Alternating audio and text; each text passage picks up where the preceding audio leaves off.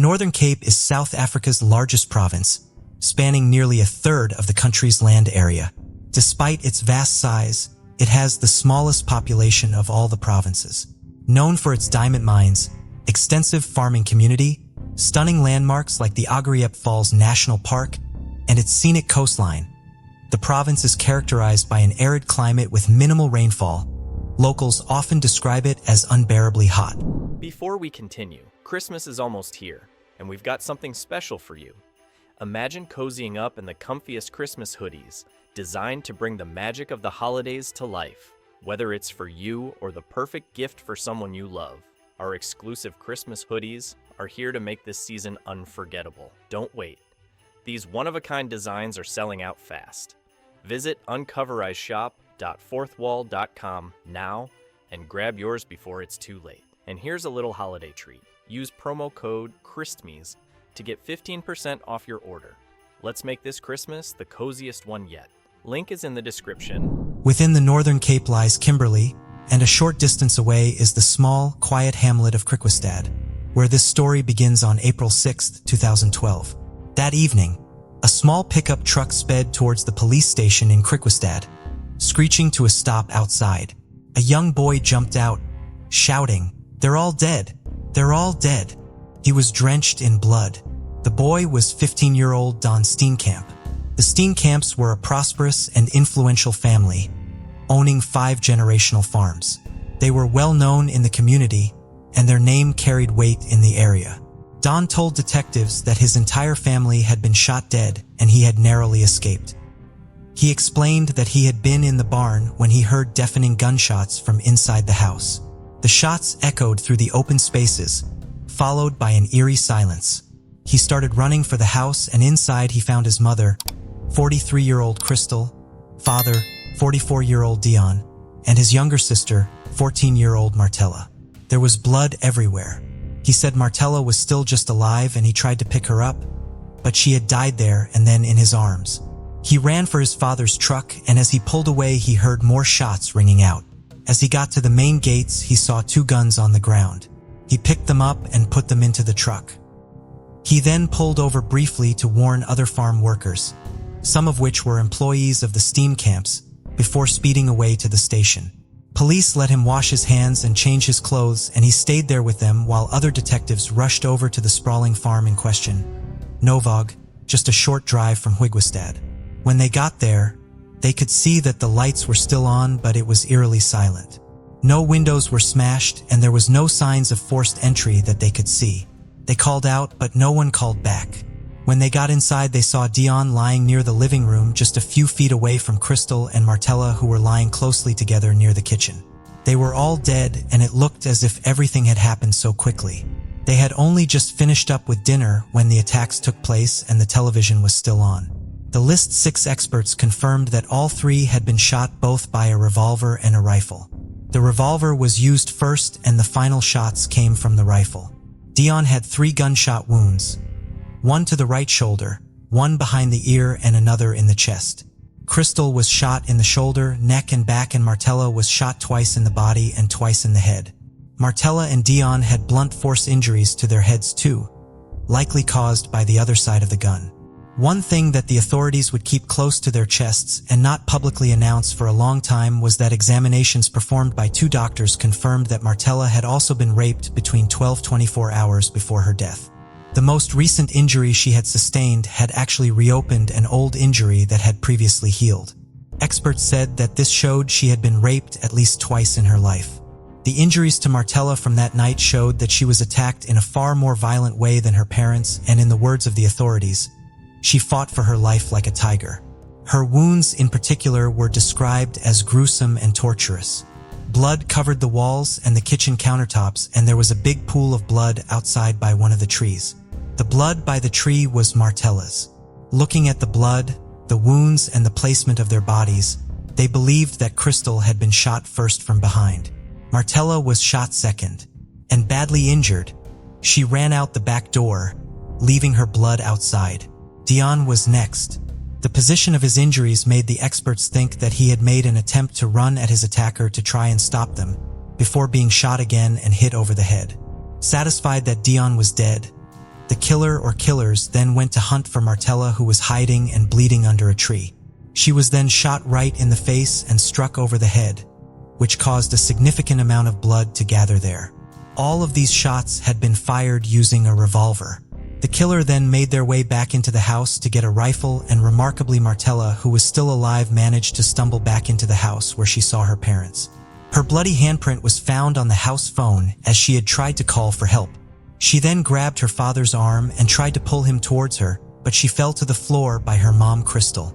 The killer then returned with the rifle and shot all of them one final time. Everything about this attack felt so personal, especially when it came to Martella.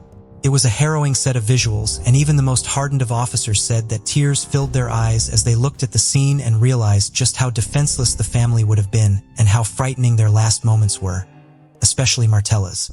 But they quickly pulled it together, as this was now a huge murder investigation. The first thing that came to many people's minds was that it was a farm attack. Farm attacks have been prevalent in South Africa for years. And even though the Northern Cape is firmly in the position as the safest province, when it comes to these attacks, they do still happen there. However, journalists said that although they can go this badly, crimes this brutal seldom happened in this location, and the stories that make the papers were more petty crime or drug or alcohol related.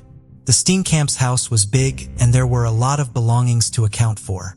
But it didn't seem that anything was actually missing except a kitchen knife and some keys. A few of the couple's safes were open with the keys still dangling in the keyhole, but they still had things in them. There was cash on the side amounting to about R32,000, just over £1,000, along with the couple's credit cards. TVs, laptops and phones were all there too, and Dion and Crystal's cars were still in the barn area with the keys in the ignition.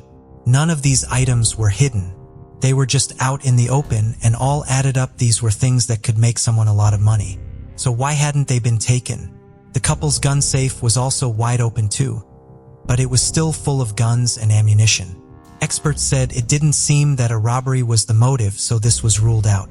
Despite a rumor circulating that Dion had killed his wife and daughter before turning the gun on himself, this theory was also eliminated. The news of what had happened was now spreading like wildfire. People could not believe that they had been with them just hours before at church. And now this had happened. Dion and Crystal had no enemies, no disgruntled employees the police could find, no one they owed money to, and no one in the community that even had anything bad to say about them.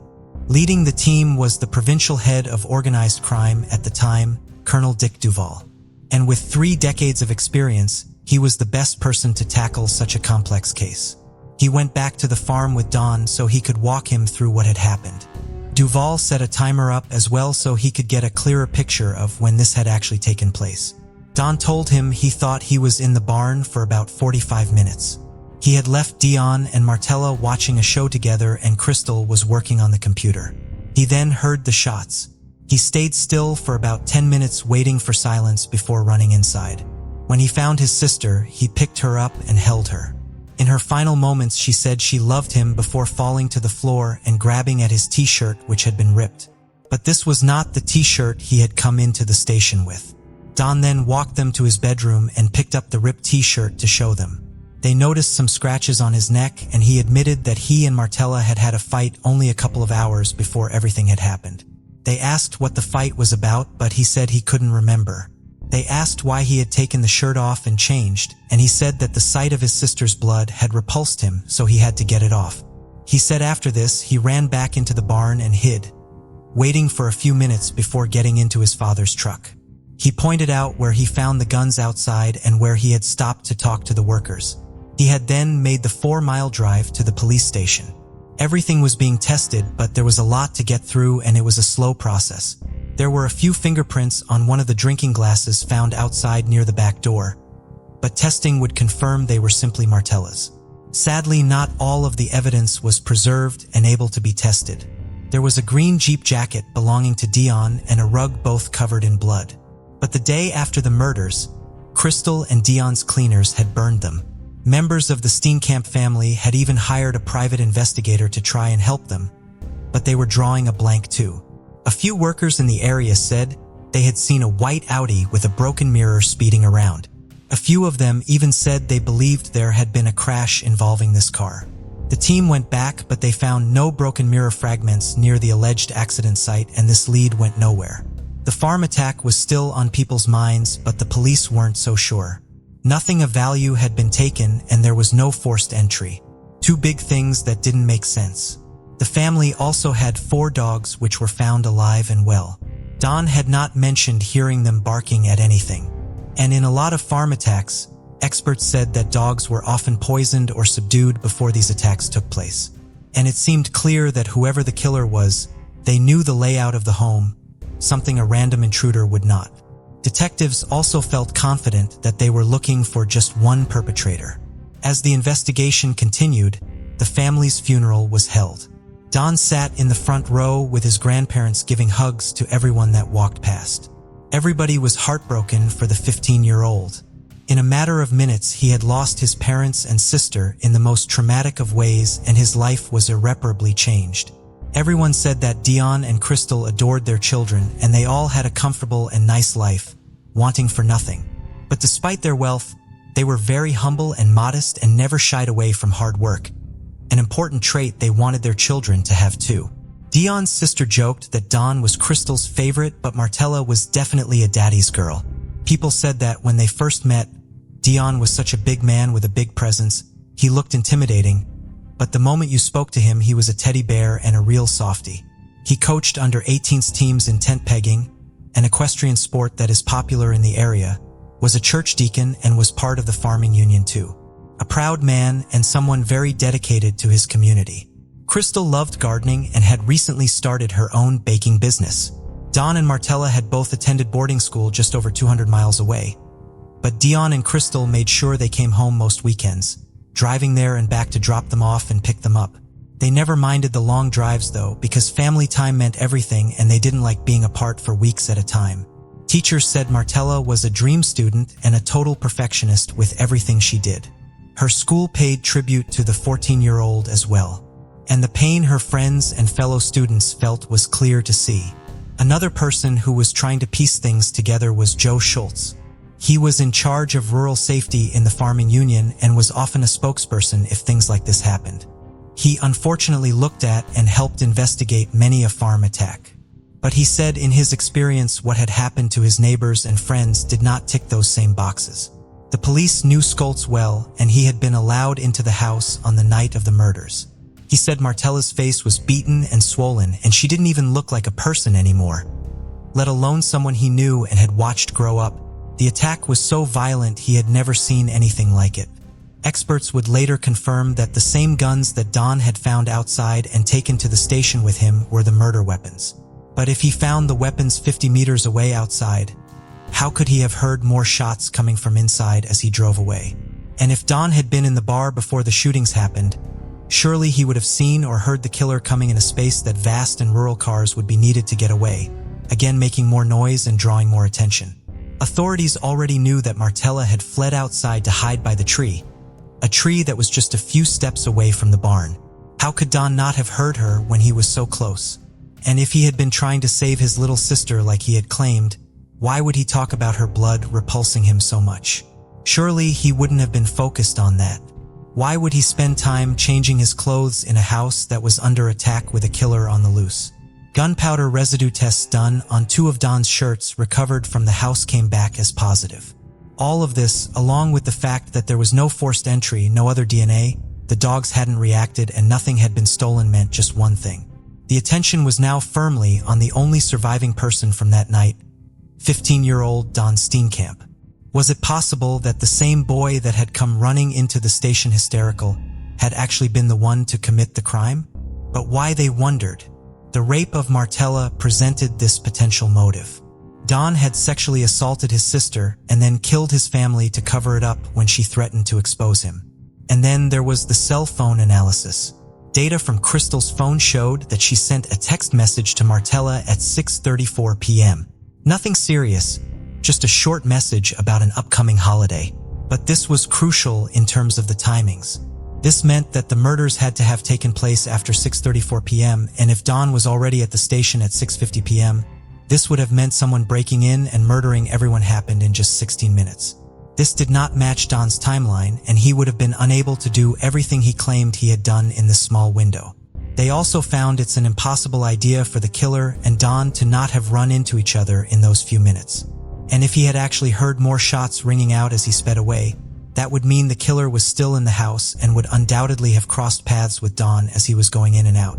They felt the only way you would feel safe to stay in the house long enough to change your clothes is if you knew no one dangerous was actually in there. Blood splatter analysis also did not link with his version of Martella grabbing his shirt as he tried to help her. In fact, the splatter pattern on his shirt proved that he had been close to her when the shots were fired. It would have looked totally different if it was a smear of blood or a transfer as he held her. An expert said that Martella would in all likelihood have been too weak to tear his shirt, so they felt confident that this had been torn as he attacked her and she tried to defend herself. Police felt it was possible, however, for Don to kill them all in several minutes, quickly change, throw the guns in the truck, then drive just a few minutes to the station. More texts from after the murders had also been analyzed. These were texts between Don and one of his friends. Who do they suspect? Only me. Are there no other fingerprints? No, only mine. Is there no other evidence to find someone else? No, they're not going to find anyone else. At this point, even Dion's sister said she suspected her nephew but couldn't quite fathom it. She said consoling him whilst also questioning his actions was surreal. She was still hoping she was wrong. On August 21, 2012, Dick Duvall arrived at Don's school with handcuffs. Detectives working the case said they had exhausted every other possible line of inquiry. They felt they had been as thorough as they could be before they presented their case. Even they didn't want to think that the 15-year-old son and brother could have done this to his own family. But after 4 months copious and time-consuming investigations, tests and expert opinions, they just could not draw any other conclusion. The now 16-year-old Don Steenkamp was placed under arrest in his head teacher's office. Don was walked through the school to the car with other students watching on. Don just stared ahead. He didn't seem angry or upset. He was blank. Duvall was driving to the station when a breaking news announcement came over the radio. A 16-year-old has been arrested for the murder of the Steenkamp family. Duvall said he discreetly glanced at him through the mirror to see his reaction.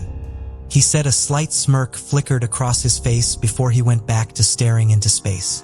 Don Steenkamp was charged with 3 counts of murder and 1 count of defeating the ends of justice. He would also later be charged with the rape of his sister Martella. He pleaded not guilty to all 5 charges. In early September, Don was granted bail so he could carry on with his schoolwork. People in the school said that Don had always been rather quiet and sometimes even slightly withdrawn. But after his family's murders, he was like a different person. He was chatty, confident to the point of arrogant, and loved the attention this was all bringing him, especially from girls. Teachers said it was a far cry from the teen just a couple of months ago. But while on bail, he was forced to drop out of school as some of the other parents were piecing things together and looking at him as a suspect. There were soon so many complaints about him being back in the school that his head teacher asked him to leave. So although his name and face were technically concealed, many people had long been talking and connecting the dots. A psychologist assessed Don during this time and said he had no history of aggression and exhibited no symptoms of having any kind of behavioral disorder or mental health issues. She said from talking to him, she didn't think anyone could have predicted this.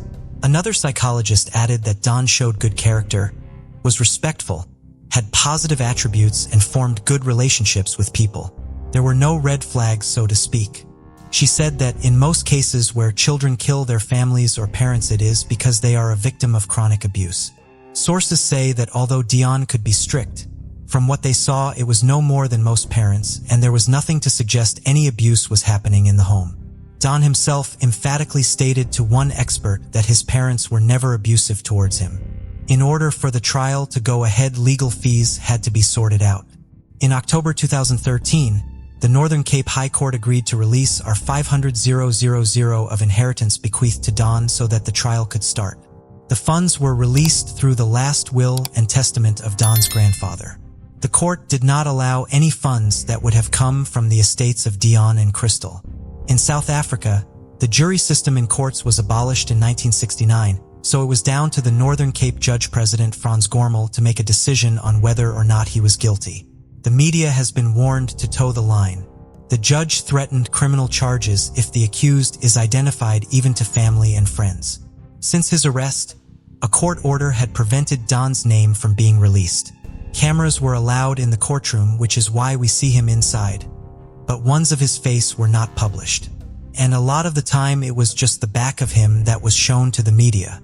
As the trial started, things were thrown into question when police got an alleged confession from 3 sources: 2 women and a man. It was reported that one of the women, who was at the time already in custody for possession of explosives and ammunition, said that the Steenkamp murders were part of a plan to attack white farmers in an attempt to instill fear and incite racial hatred. But the police said there was absolutely no truth to this and not a shred of evidence that supported it.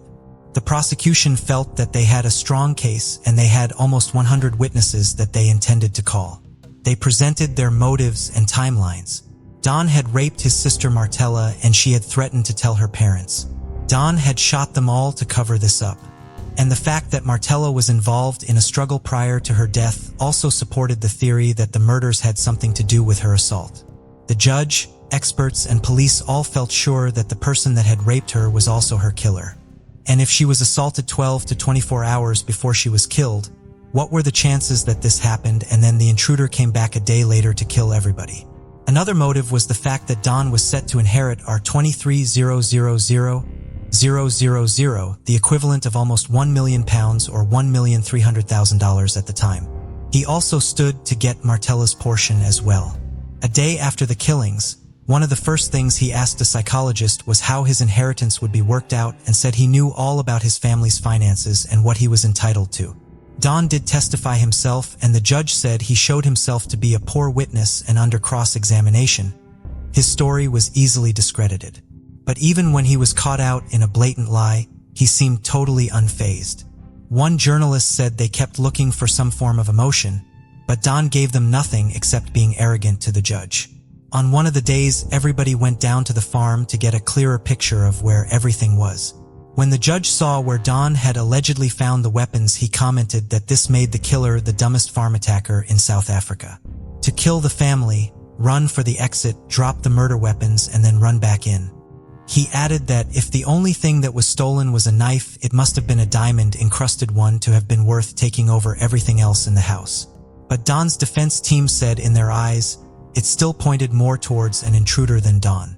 They said that the only real theory they had as a motive was the rape, but they doubted whether this had even happened despite 2 doctors confirming it had. They even went as far to say that Martella could have caused the wounds and bruising in and around her genitals herself. They also pointed out that there was no semen found, but given that it was 12 to 24 hours later, the state said this didn't really prove anything. The analysis from the doctors was enough to prove it. After several weeks and a tough trial for the family to sit through, the judge returned his verdict.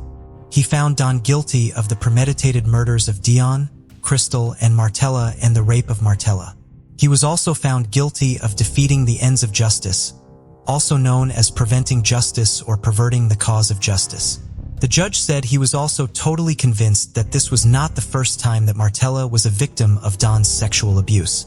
In his final statements, the judge said, "I am satisfied that no one other than the minor accused committed all the offenses listed in the indictment, as the state has in fact proved them not only beyond a reasonable doubt but beyond any shadow of a doubt. To deal with all aspects proved against the minor would amount to an overkill.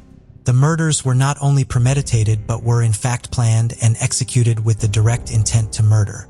He added, "In my view, the minor, the torturer, wanted to have sexual intercourse with Martella. When she refused, she was consequently tortured, raped, and murdered to prevent her from reporting it.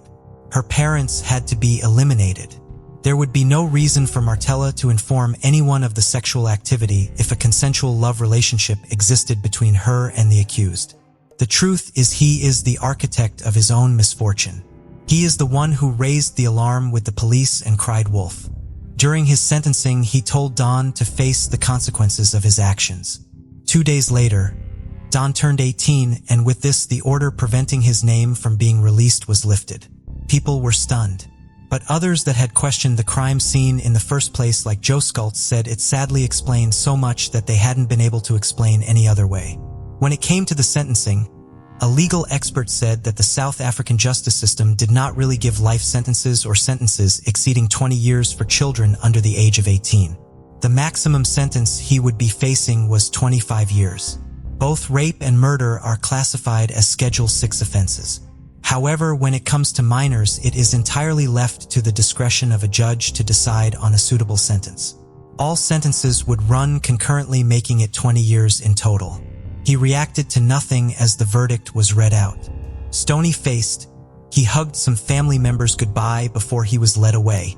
The judge said that whatever happened to him after this was none of his concern. In line with the Correctional Services Act, he will serve at least half of the sentence before he can apply for parole, which is 10 years. This does not mean that he will get parole after those 10 years, just that he cannot apply before then. And 10 years will take us to 2024. His age at the time of the killings will not have any impact on future parole considerations because the judge already took that into consideration with his sentencing. Even if he qualified for parole after 10 years, there will still be other guidelines and regulations that could play a role, like inputs from family members, for example. He has also since been investigated in prison for breaking rules, and things like this will factor in too. Legal experts said if it wasn't for his age at the time, which constricted the judge in the sentence he could give, he might have been given a lifelong sentence. An appeal was filed, but Don needed to have his first legal bill settled from the trial and then find a team to take it on. People have always been split on what they believe. Even his own family. His grandmother Betty said although she believed he was innocent for so long, the evidence against him was just too strong, and she had accepted that he was guilty, but that she also forgave him. She hoped that he could get the necessary psychiatric and psychological help so that one day he could make a positive contribution to society. Dion's sister Mariana said that she has to simply make peace with the outcome and accept it. Neighbors like Joe Schultz, who believe he is guilty, said if Don could admit that he did it and tell people why, it would give them the closure they all need, and they might be able to move forward, maybe even forgiving him one day. This brought an end to a truly unprecedented case that had been on everyone's mind for almost 2 years. Known to many as the Greek Wustad farm murders, it dominated the media for ages and left a lasting imprint on Northern Cape and further afield. Jacques Steenkamp, who was of no relation to the family, followed the trial and the family's journeys and wrote a best-selling book about the case, which was then made into a film in 2019. People likened that day in April to feeling like a horror movie in itself. Judge Franz Hormel later retired but was appointed inspecting judge of the Directorate for Priority Crime Investigations, also known as the Hawks. And sadly, in 2021, Dick Duvall, who had played such a vital part in bringing this case to a close, passed away after a short illness. It is safe to say that there will forever be so many unanswered questions about that day, and closure for the family left behind may always be so far away. Don has not spoken about that day but still denies having any part in it. So what actually happened on the farm on April 6, 2012 will likely never be known, and everyone will remain in the dark. One psychiatrist said that over time and with more assessments, a personality disorder or mental health issue might arise and show itself, which could give a clearer insight into his mind at the time. But there is also a good possibility that this will never happen. She said, whatever happened on that day is locked in his head, and if he hasn't said it yet, I don't think he'll ever say. I think the story was truly buried on that day. Mary Jamie Egan, lovingly nicknamed Bobo by all who knew her, was born on January 11, 1953. One of 5 siblings, she grew up in Magnolia, a small town in southwestern Arkansas with strong family roots. Her father, Gresham, was raised on a farm north of Magnolia, while her mother, Sue, hailed from Sparkman, about 60 miles away. Both attended college in Magnolia at the institution then known as Magnolia A&M, which later became Southern Arkansas University, where Bobo graduated in 1976. After college, Gresham pursued a career in real estate development, and in 1949, he and Sue co-founded Magnolia Lodging, their family business. Over the years, the couple developed more than 50 properties, primarily hotels and motels across Arkansas and Texas. Sue was deeply involved in community service and had a passion for the arts, particularly theater, serving on the Magnolia Arts Council. Bobo inherited traits from both her parents. From a young age, she was active in her community, starting as a Girl Scout, blending her parents' entrepreneurial spirit and dedication to civic engagement. In 2014, one of her classmates would write to the local paper to share the story of how Bobo responded to the integration of Magnolia schools. The classmate, who was American, recalled the uneasiness she felt coming into the previously all-white school and how Bobo's acceptance of and friendliness towards her new classmates inspired other students to behave in the same manner, making what could have been difficult transition much easier.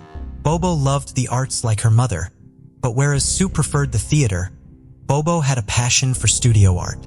After graduating from college, she opened up a small art studio in Magnolia and began teaching art classes out of it. She also shared her father's interest in real estate and purchased a house on McNeil Street to refurbish and resell for profit. Rather than outsource most of labor the home needed, Bobo did it herself. On the morning of July 20th, 1978, 25-year-old Bobo went for a walk and then into her studio where she taught a morning art class. While the day started off normally, Bobo would not return home at her usual time. She still lived at her family home, and Mrs. Shin became worried when it was almost time for dinner, but Bobo had not made it back. She began calling around to Bobo's friends to see if they knew where she was. Bobo had taken an ad out in the local paper for the home she had renovated and was now trying to sell. Her friend Anita, whom she had met because she was dating a friend of Bobo's boyfriend, had called Bobo at her studio that morning. Anita was still a student at Southern Arkansas University and often spent time with Bobo in the afternoon after she was done with her classes and Bobo had finished teaching her lessons. Their favorite place to spend time that summer was the pool at the motel on Main Street Fresham Shin had recently built. When Anita called Bobo at 11 a.m. that day to ask her to get together that afternoon, Bobo could not immediately commit to any plans. She was waiting to hear back from a man who was interested in potentially buying a home she had just renovated. She promised to call Anita back after she found out if she would be showing him the house that afternoon or not. Bobo called Anita back just a few minutes after hanging up from that first phone call. The prospective buyer had just called her back, and he had a house just outside of Magnolia he was interested in trading her house for. She was going to meet with him but hoped to be able to see Anita afterwards. "Come looking for me if I'm not back this afternoon," she joked before hanging up the phone. Mrs. Shin was also able to learn that the man her daughter was meeting was having his car serviced at the Pontiac dealership in town and had arranged for Bobo to pick him up at the Easy Mart across the street from it. No one seemed to know his name, however. Mrs. Shin decided to drive over to the dealership to see if they could provide her with any information about the man. She arrived at the dealership just as the employees were closing up for the day. They did not have any cars in for service that could have belonged to the still unidentified potential home buyer.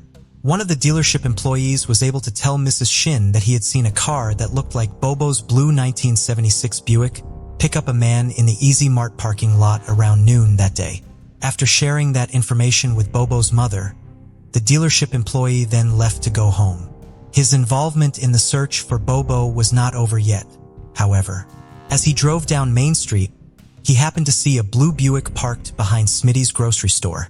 He pulled into the parking lot to see if anyone was around the vehicle. No one was. However, the scene inside the car was concerning. Bobo's white tennis shoes were on the floor by the pedals, and her sunglasses and a novel were thrown on the passenger seat. Her purse, wallet, and the keys to the car were still inside of it. The only thing that would be found to be missing Bobo's address book, which authorities would later speculate had been taken to prevent them from gathering any information about the man Bobo had her meeting with that day. The dealership employee immediately drove back to work to tell Mrs. Shin about what he found, and she in turn notified the police. A massive search for Bobo was carried out, and her family quickly offered a reward in the case. Originally, it was $10,000, but eventually, it grew to $25,000. Witnesses were able to help the police put together a timeline. Employees at Smitty's had noticed Bobo's car in the parking lot at 1:30 that afternoon. A witness at the Easy Mart had seen a dark-haired man come into the store to get change for the payphone around 11 a.m., just before Bobo received the call from the man who was interested in her investment property. After the story of Bobo's disappearance and photographs of her appeared in the local paper, the county tax assessor, Henry Irwin, came forward with a potential sighting of the vehicle. Mr. Irwin had been baling hay on his property on July 20th. Around noon, he saw a blue Buick traveling down the highway, weaving back and forth. It appeared to him that the man and woman inside the car were struggling as they drove. A carpenter had been working across the street from the house Bobo had been trying to sell.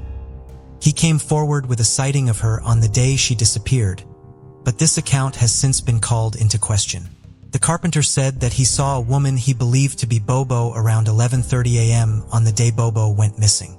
Shortly after she arrived at the home, a man with brown hair and a mustache drove up in a dark green Pontiac.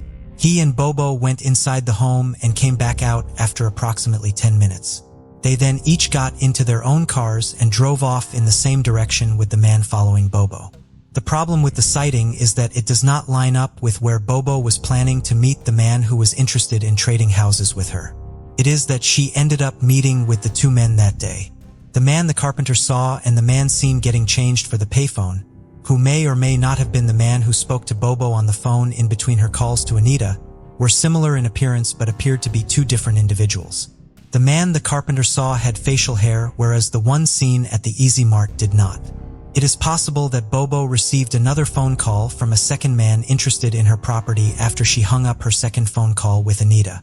However, the timeline will be very tight, especially given the fact that some reports say that Bobo went home to change clothes before going to meet with anyone about the property.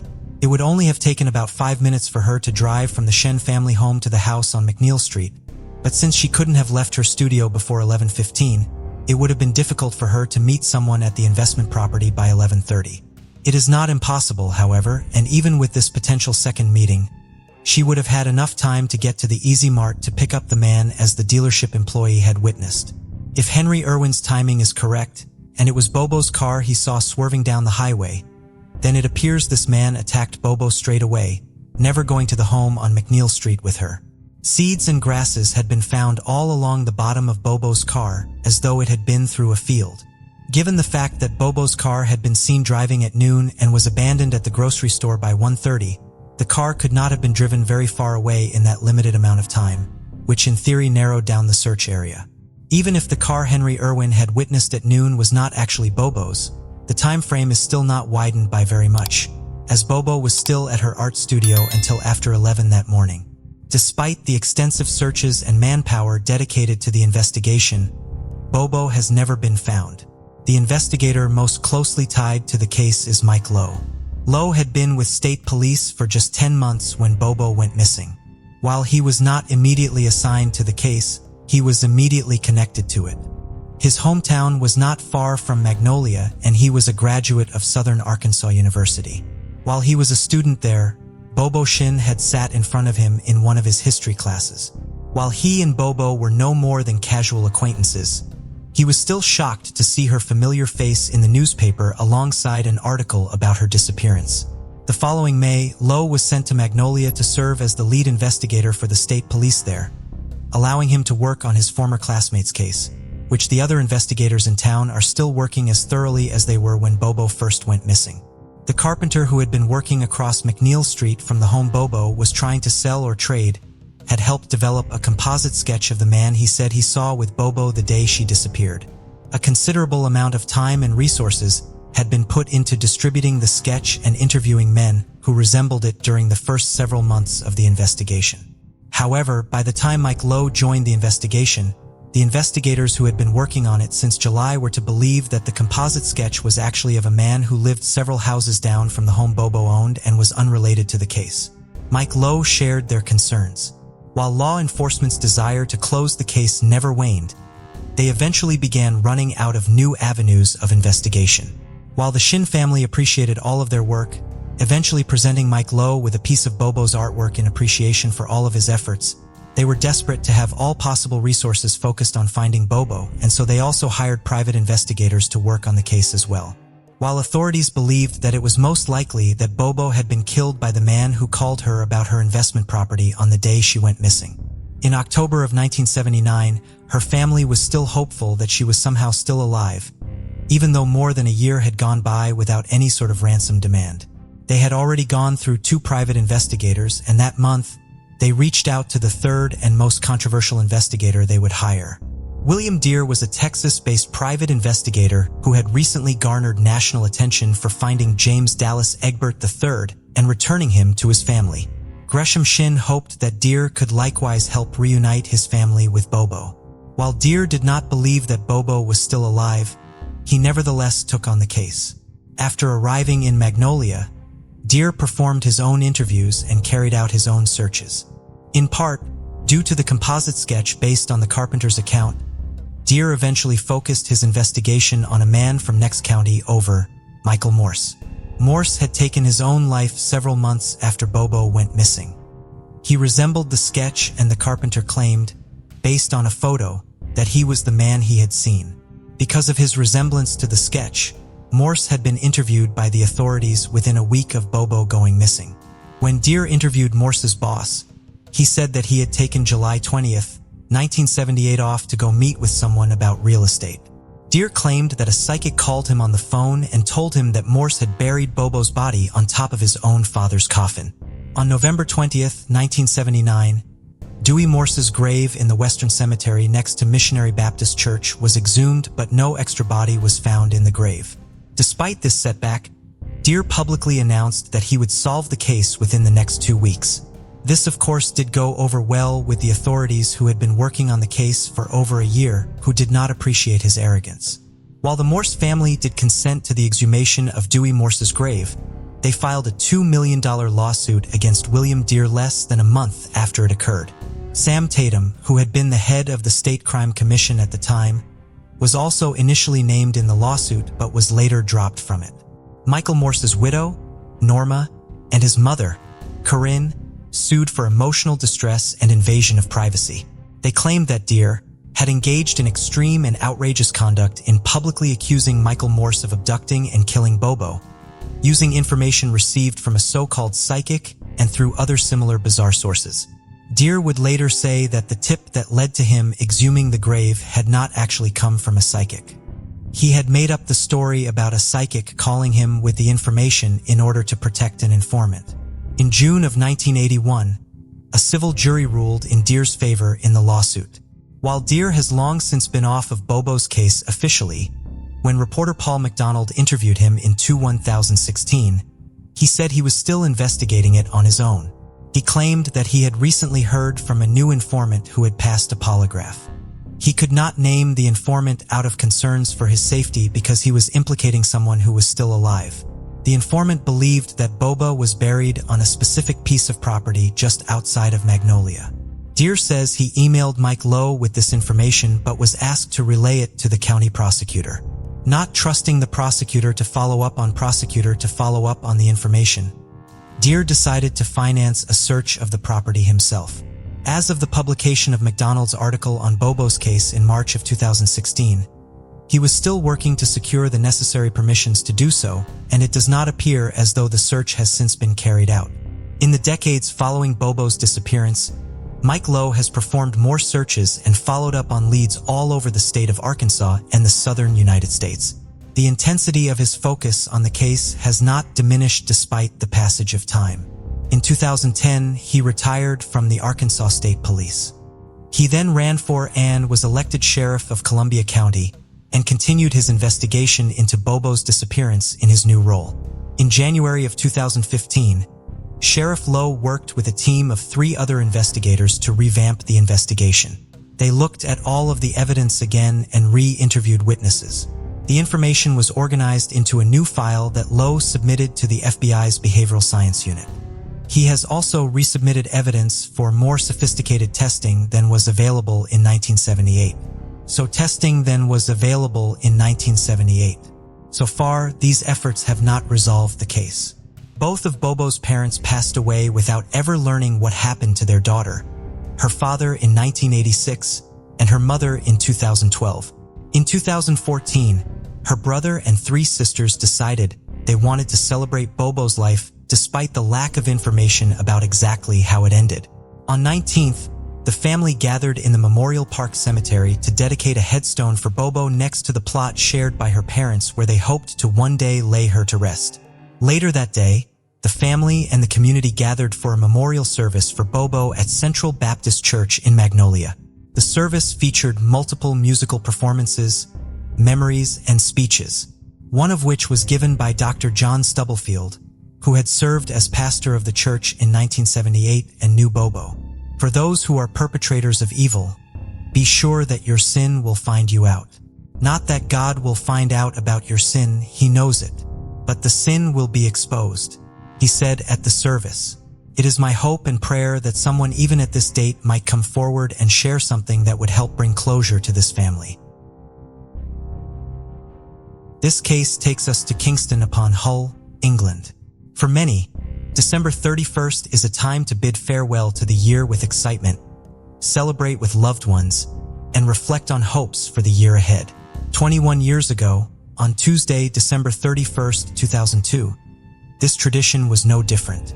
Across the UK, people were preparing to welcome the new year with festivities.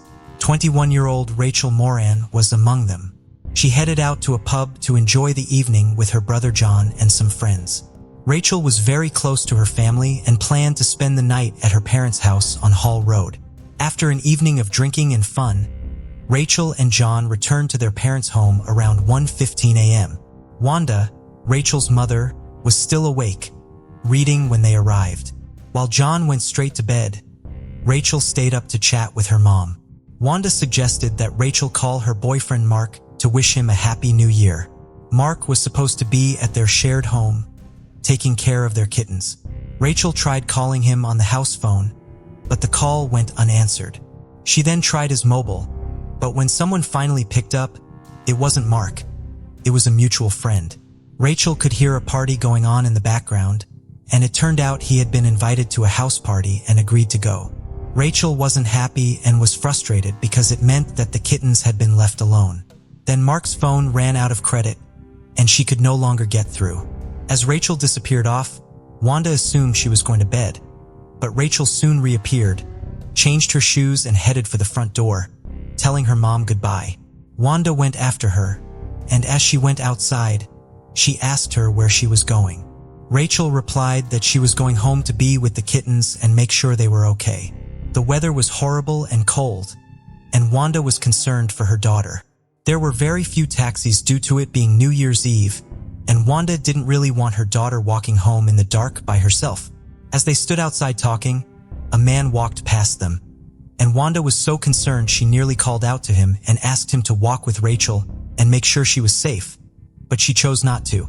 Despite her mother's protests, Rachel set off and began the walk back to her flat. Wanda called out to her and told her to ring as soon as she got home. Rachel replied that she would. 30 minutes had soon passed. There had been no call from Rachel. Wanda continued to call Rachel's mobile repeatedly, but she wasn't answering. Her home phone also went unanswered. Wanda tried to think about where she could be. Maybe she had gone out looking for Mark, but the time continued to tick by, and it had now been 2 hours since Rachel had left, and there was still no word from or sign of her. Wanda was exhausted and decided to go to bed, hoping that in the morning she would hear from Rachel and that everything was okay. As daylight broke, Wanda's phone rang. She got out of bed and ran downstairs as relief washed over her, hoping it was her daughter. But it wasn't. It was Vanda, her other daughter and Rachel's sister, calling her mom to wish her a happy new year. Wanda spoke to her son John and her husband Ray and told them that Rachel had gone home in the early hours of the morning and failed to get in touch.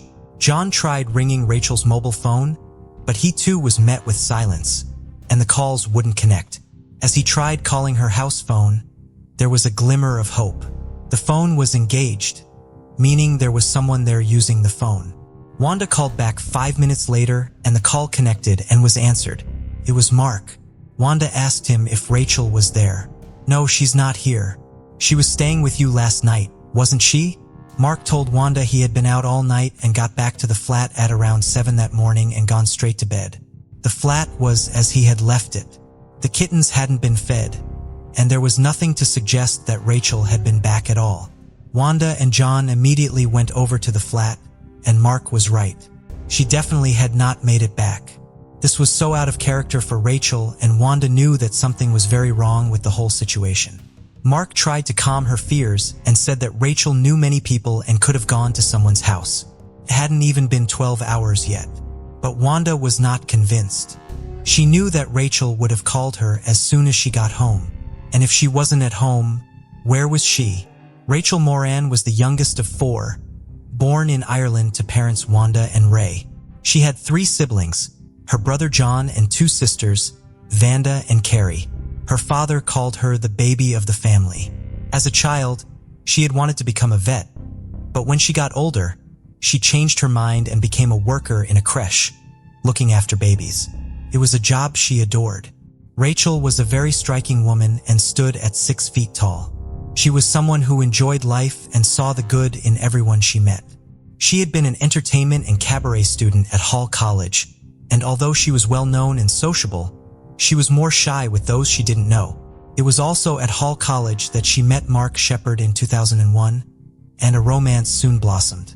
They lived in a 1-bedroom, first-floor flat on the Orchard Park estate.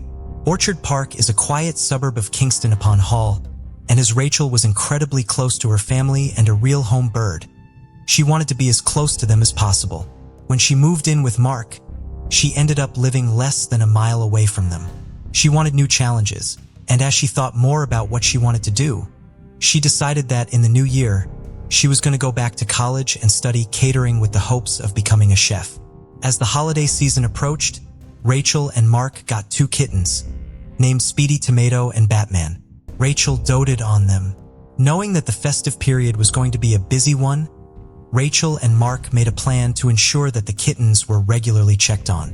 They decided that while Mark went to see his mother for Christmas, she would stay in the flat with the kittens. Then when he came back, Rachel would go out on New Year's Eve and Mark would stay with them. But after she had walked home to feed them, after learning Mark was at a party, Rachel was now missing. For her to fail to contact her family after promising she would was very unusual, and with there being no evidence that she had even made it home, her brother and mother went straight to the police station on Priory Road and reported Rachel as missing. Detective Superintendent Paul Davison was leading the investigation, and he later explained that the first thing that is looked at are the circumstances. Was this something people would expect Rachel to do? Was this something she had done before? No, it wasn't. Trevor Watts, who also worked for homicide police, said it was clear that there was something seriously wrong. The police acted quickly and began their search for her. More than 40 officers were part of the initial investigation into what had happened to Rachel. Her family came in and gave witness statements. Wanda mentioned to the police someone who could be a witness, the man who had walked past them on the street. Detectives began trying to find this person, and as they did, they also spoke to Mark. They knew that there had been an argument between him and Rachel, and it was vital to ascertain whether or not Mark could possibly be involved. Paul Davison said that Mark did not appear to be that worried or upset, which did strike them as strange. Mark was then put under surveillance and his alibi was looked at too.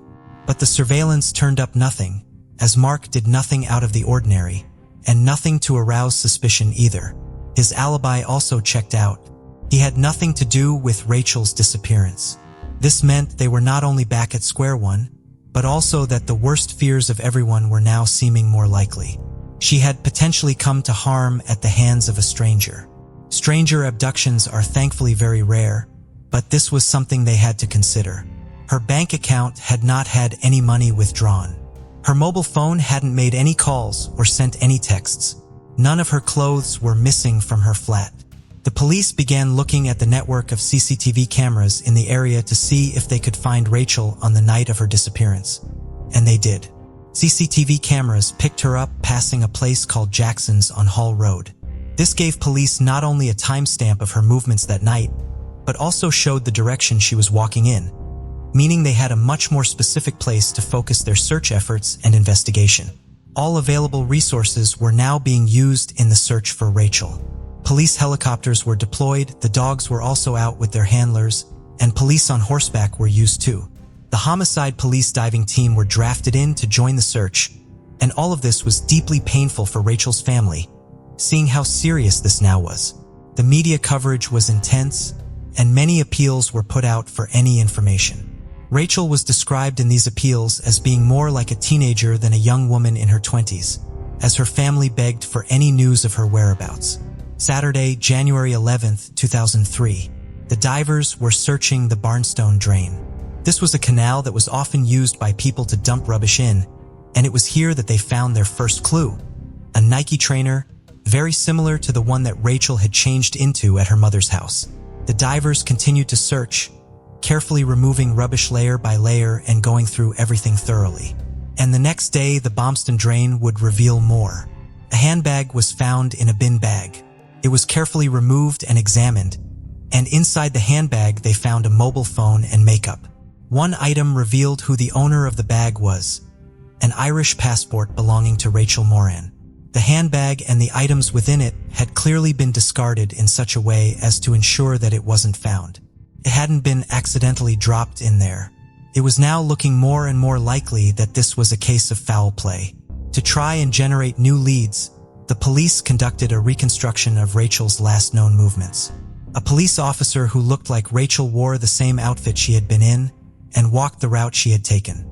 They hoped that this would jog someone's memory who had possibly seen her or something of note that night. This did cause several people to come forward, but because of it being New Year's Eve, alcohol had caused their recollections to be a bit blurred or hazy. The appeal did give police access to new CCTV footage taken from a local school. The footage was very poor quality, but a figure could be made out in the top left corner of the screen, and it was the officer's belief that this was Rachel. If this was indeed her, this meant she would have been less than 200 meters from the safety of her flat. This also meant that if it was her, she had taken a route that was slightly different to the one they had first believed she had walked.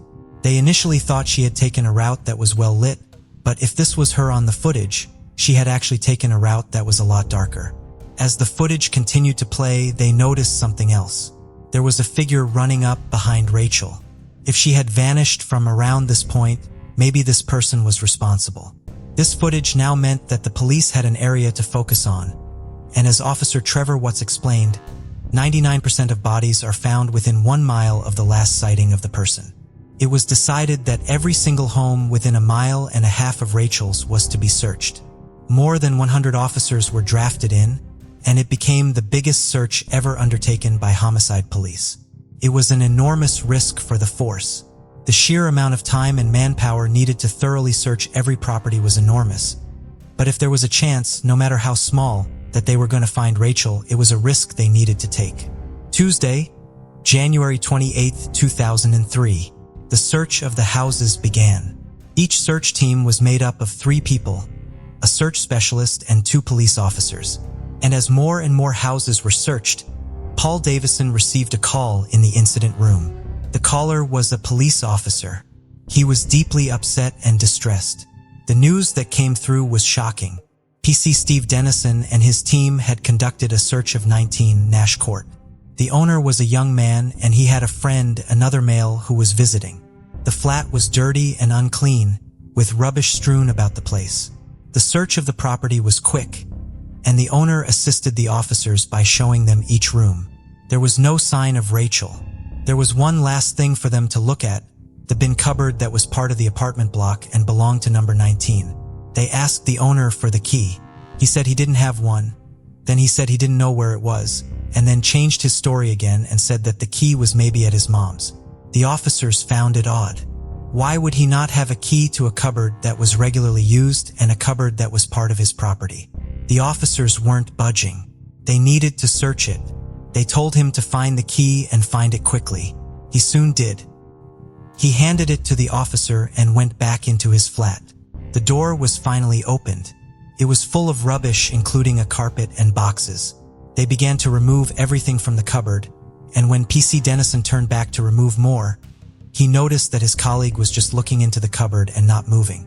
As PC Dennison moved to see what his colleague was looking at, he saw a human leg in amongst the rubbish. After 4 weeks of searching, the hunt for Rachel Moran had ended. Her decomposing remains were found stuffed into the 3-foot by 3-foot cupboard, wrapped in a sheet, and barricaded behind the bags of rubbish. The flat she was found in was just 200 yards from her home. Both men were immediately arrested on suspicion of the murder of Rachel Moran. The owner of the flat was 23-year-old Michael Little. His friend was named Mark Fuller, and Mark immediately jumped up and protested that he had no idea what the officers were talking about. Michael told them that his friend knew nothing about it. Transport arrived to take Mark to the police station, and PC Steve Dennison was left in the flat with Michael Little. Michael Little then began to talk, and PC Dennison wrote down the following words in his notebook. Michael said, "I'm so glad you found her. I've wanted to tell someone for ages. It's such a weight off my chest.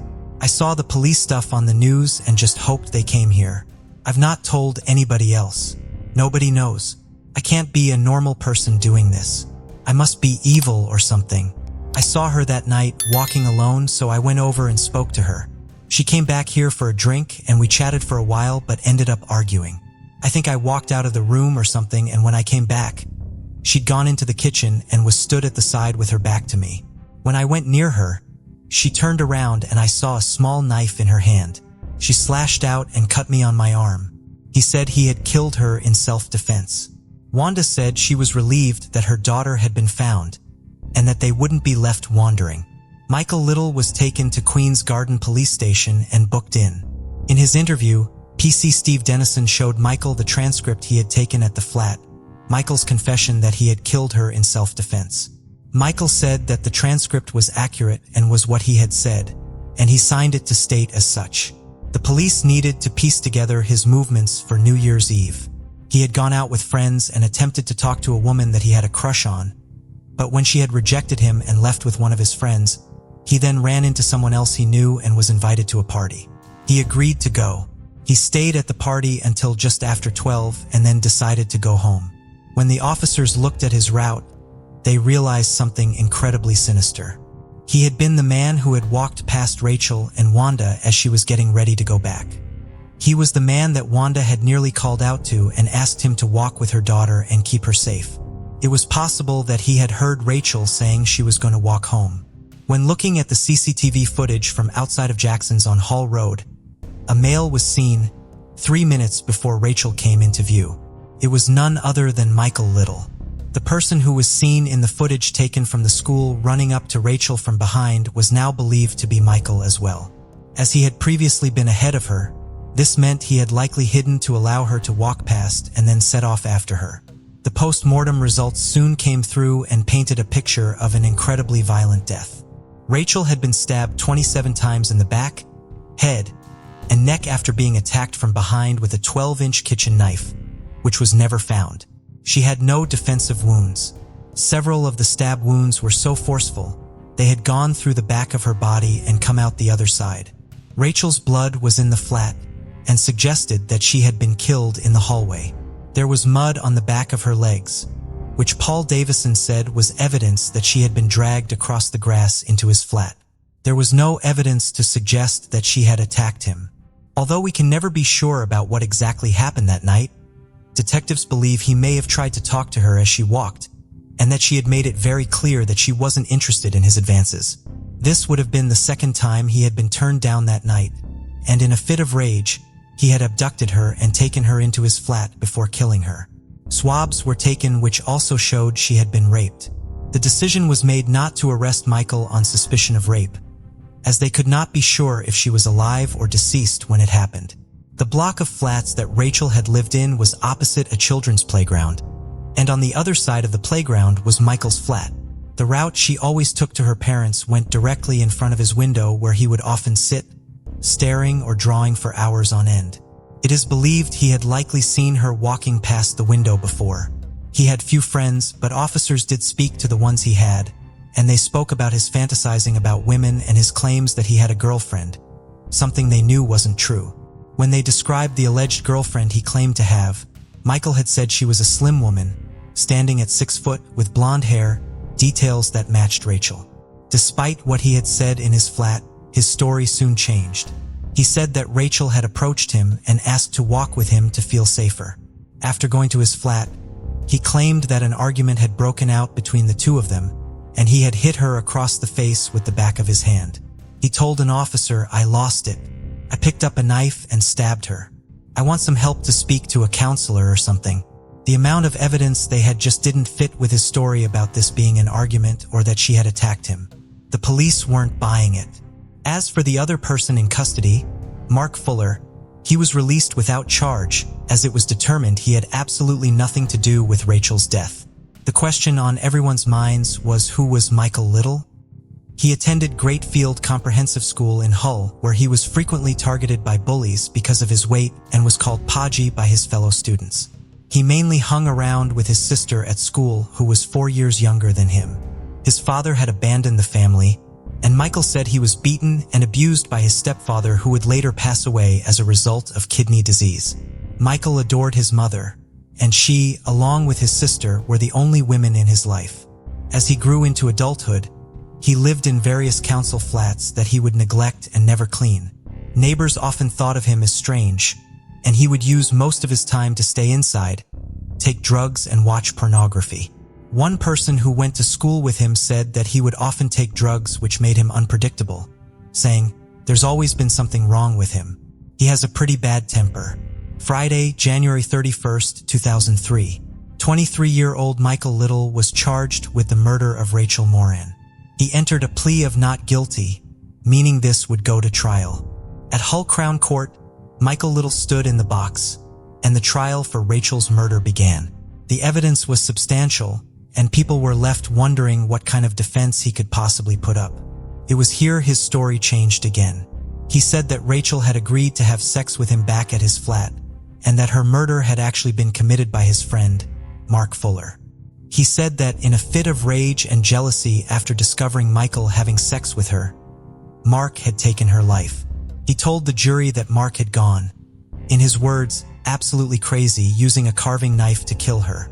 He said that Mark had threatened to kill him and his family if he didn't take responsibility for Rachel's murder. Michael told the court that he regretted not doing more to help her during the attack, and claimed that he had been forced to clean up, get rid of the blood, and hide her body. I told him I was not going to help him, and he said I had no choice. I was extremely traumatized. I just didn't want to know. I just wished everything would go back to the way it was, he told the jury. On the witness stand, Mark was interrogated and quizzed in a brutal series of questioning. He denied playing any part in the murder of Rachel. He told the court he had gone to a party in the city before going to his mother's house in the early hours of the morning on the day Rachel had been killed.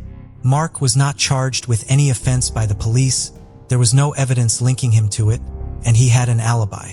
This story was nothing more than a desperate attempt by Michael to pin the blame on someone else. Prosecutor Jeffrey Mason QC called Michael's story a pack of lies and said that it did not stack up to the strong evidence presented. When the details of her injuries and what she had suffered were read to the court, members of her family left the public gallery in tears. The prosecution presented all the evidence, Michael making several excuses as to why he didn't have a key to the cupboard, the CCTV, her handbag being disposed of, her blood in his flat, the lack of any injuries on Michael, and the inconsistencies in his stories. It was a very strong case. But was it enough? The jury would deliberate for 9 hours following the 3-week trial. The longer the jury were out, the more worried the police were looking, said Rachel's father, Ray. Detective Superintendent Paul Davison added that he feared he would be found not guilty the longer the jury were taking. Wanda had attended the entirety of the trial, but could not go into the courtroom for the verdict. As silence fell on the courtroom, the verdict was read. Michael's defense had not swayed the jury. He was convicted of murder. Michael Little showed no emotion. The hard work and dedication of the police had finally brought her killer to justice. Paul Davison said, "If we had not found the body, Rachel's grave would have been that 3-foot square cupboard." Before the sentencing, a letter written by Wanda was read to the court. She referred to herself as being a physical wreck in the wake of her daughter's murder and said that her husband Ray, Rachel's father, had been left destroyed. "For my husband Ray, it has destroyed him, and at times he has felt he has had nothing to live for. The loss of Rachel has severely traumatized my family. Life will never be the same again. We have not just lost Rachel, but lost part of each other." When her family came out of court, Rachel's older sister Carrie said, "We feel no elation, only emptiness." Her boyfriend, Mark, said in a statement, "My biggest regret is that Rachel was taken from me, and I didn't get the chance to say goodbye. I still can't and don't believe that Rachel has gone." Mr. Justice Hooper said that his attempt to blame an innocent man for Rachel's murder showed that Michael Little had a lack of concern for the truth and a total lack of remorse. He added that Rachel's murder had been totally destructive to her family and said that he would write to the Home Secretary and make the recommendation that a minimum tariff be set for his life sentence. In 2007, High Court Judge Mr. Justice Beatson set Michael Little's minimum term at 25 years. In 2010, it was reported that Rachel's sister, Vanda, had passed away following complications from chickenpox exposure. Due to complications from diabetes, she had lost both of her legs and was partially blind. Ray and Wanda said she had never, ever recovered from Rachel's death. They believed that she had neglected treatment from the moment it was discovered that Rachel had disappeared, until Michael Little was convicted 10 months later. Ray said he took away part of Vanda on that New Year's morning. That full year I put down to Michael Little. Vanda was later buried next to her sister.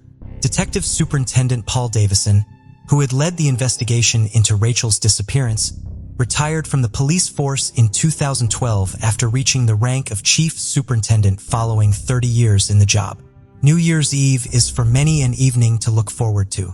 It's a chance to be with those nearest and dearest and look forward to whatever awaits in the coming year. This was no different for Rachel. She was someone whose life was just beginning, and it was clearly filled with so much promise. Detective Superintendent Paul Davison later wrote a book about her case, simply titled Rachel. It was published with the blessing of Wanda and Ray. He remained in contact with them and spoke of their strength in dealing with such a loss. They are incredible people. During the investigation, I got a glimpse of the impact losing Rachel had on them, of that gut-wrenching sense of loss. Every second is like a lifetime of pain for them, and it's never going to end. They have shown such incredible fortitude and strength throughout. 18-year-old Gail Schultz had a compassionate spirit and a passion for the arts. She loved playing the ukulele, writing poetry, and creating visual art, from sketching portraits to painting watercolors. After graduating from Nazareth High School in 1952, she chose not to pursue college or a job. Instead, she stayed home to help care for and teach her younger brother, Paul Jr., affectionately known as Butchie. Butchie, 12 years old, was Gail's half-brother. Gail's mother had passed away when she was very young, and her father, Paul Sr., later remarried a woman named Claire. Claire, who became Gail's stepmother, treated her as if she were her own daughter, and Gail adored Butchie, showing him boundless love despite their differing parentage. Butchie was unable to attend school, with recent reports suggesting he may have had autism. However, the exact nature of his condition remains unclear, as developmental delays were poorly understood and rarely diagnosed accurately during that time. In the 1950s, special education was largely unavailable, and since Butchie could not attend standard classes, he could not go to school. Gail was convinced that he could still learn, and in addition to taking care of Butchie, she did her best to educate him as well. One of Gail and Paul's favorite things to do was walk along Black Rock Creek, which rained behind their house on Mitchell Avenue in Nazareth, Pennsylvania. The family had only lived in the home for about a year and had moved into it because their previous home, more centrally located in Nazareth, did not have very much outdoor space for Butchie to play. Gail and Butchie liked to collect rocks, and Gail would challenge Butchie to try to find the shiniest rock along the creek. On Saturday, March 7, 1953, they left home around 2 in the afternoon to go out to the creek. They first stopped at a friend's house to ask if he wanted to join them, but he could not because his father had asked him to clean their basement. Gail and Butchie then went on to the creek without him. Multiple people would later report the two of them at the creek, but no one would see what happened to them next. Claire Schultz became concerned that her children had not yet come back inside within a few hours. Gail and Butchie would normally have already been back inside to warm up and get ready for dinner. Paul Schultz Sr.'s main career was working as a draftsman at Binney & Clark, a crayon manufacturer in the nearby city of Easton. However, he also repaired televisions and radios as a side business out of a workshop he maintained in the basement of his family's home. That day, he and an assistant, Robert Howells, were working on a television in the workshop. Around 5:20 p.m., Claire called down to him and asked him to go outside to call Gail and Butchie home. Paul then went outside, but received no answer when he called out to his children. He then walked closer to the creek, which was only a few 100 feet away from the house, to look for them. Robert Howells began packing up his tools when Paul went out to look for Gail and Bucci and was taking them out to his car when he heard Paul scream. When he looked to the creek, he saw Paul pulling Bucci from the water. Claire was in the kitchen at the time, looking out the window and watched as her husband pulled her son out of the creek. Paul had discovered both of his children, face down in the 10 inches of water in the creek. Gail and Bucci's autopsy would later estimate their time of death as 2:30 p.m., not long after they left home. But Paul would later say that his mind could not comprehend the possibility that his children were dead when he first found them. He immediately began trying to resuscitate them. Robert Howells had run into the house and called both the family doctor and the local ambulance for help. The crew of the ambulance also tried to revive the siblings and transported them to the Nazareth Fire Company for further medical assistance. Even after Gail and Bucci were finally declared dead, no one yet realized the manner of their deaths. It was assumed that Gail and Bucci had both died as the result of an accident, slipping, hitting their heads, and falling into the creek where they drowned.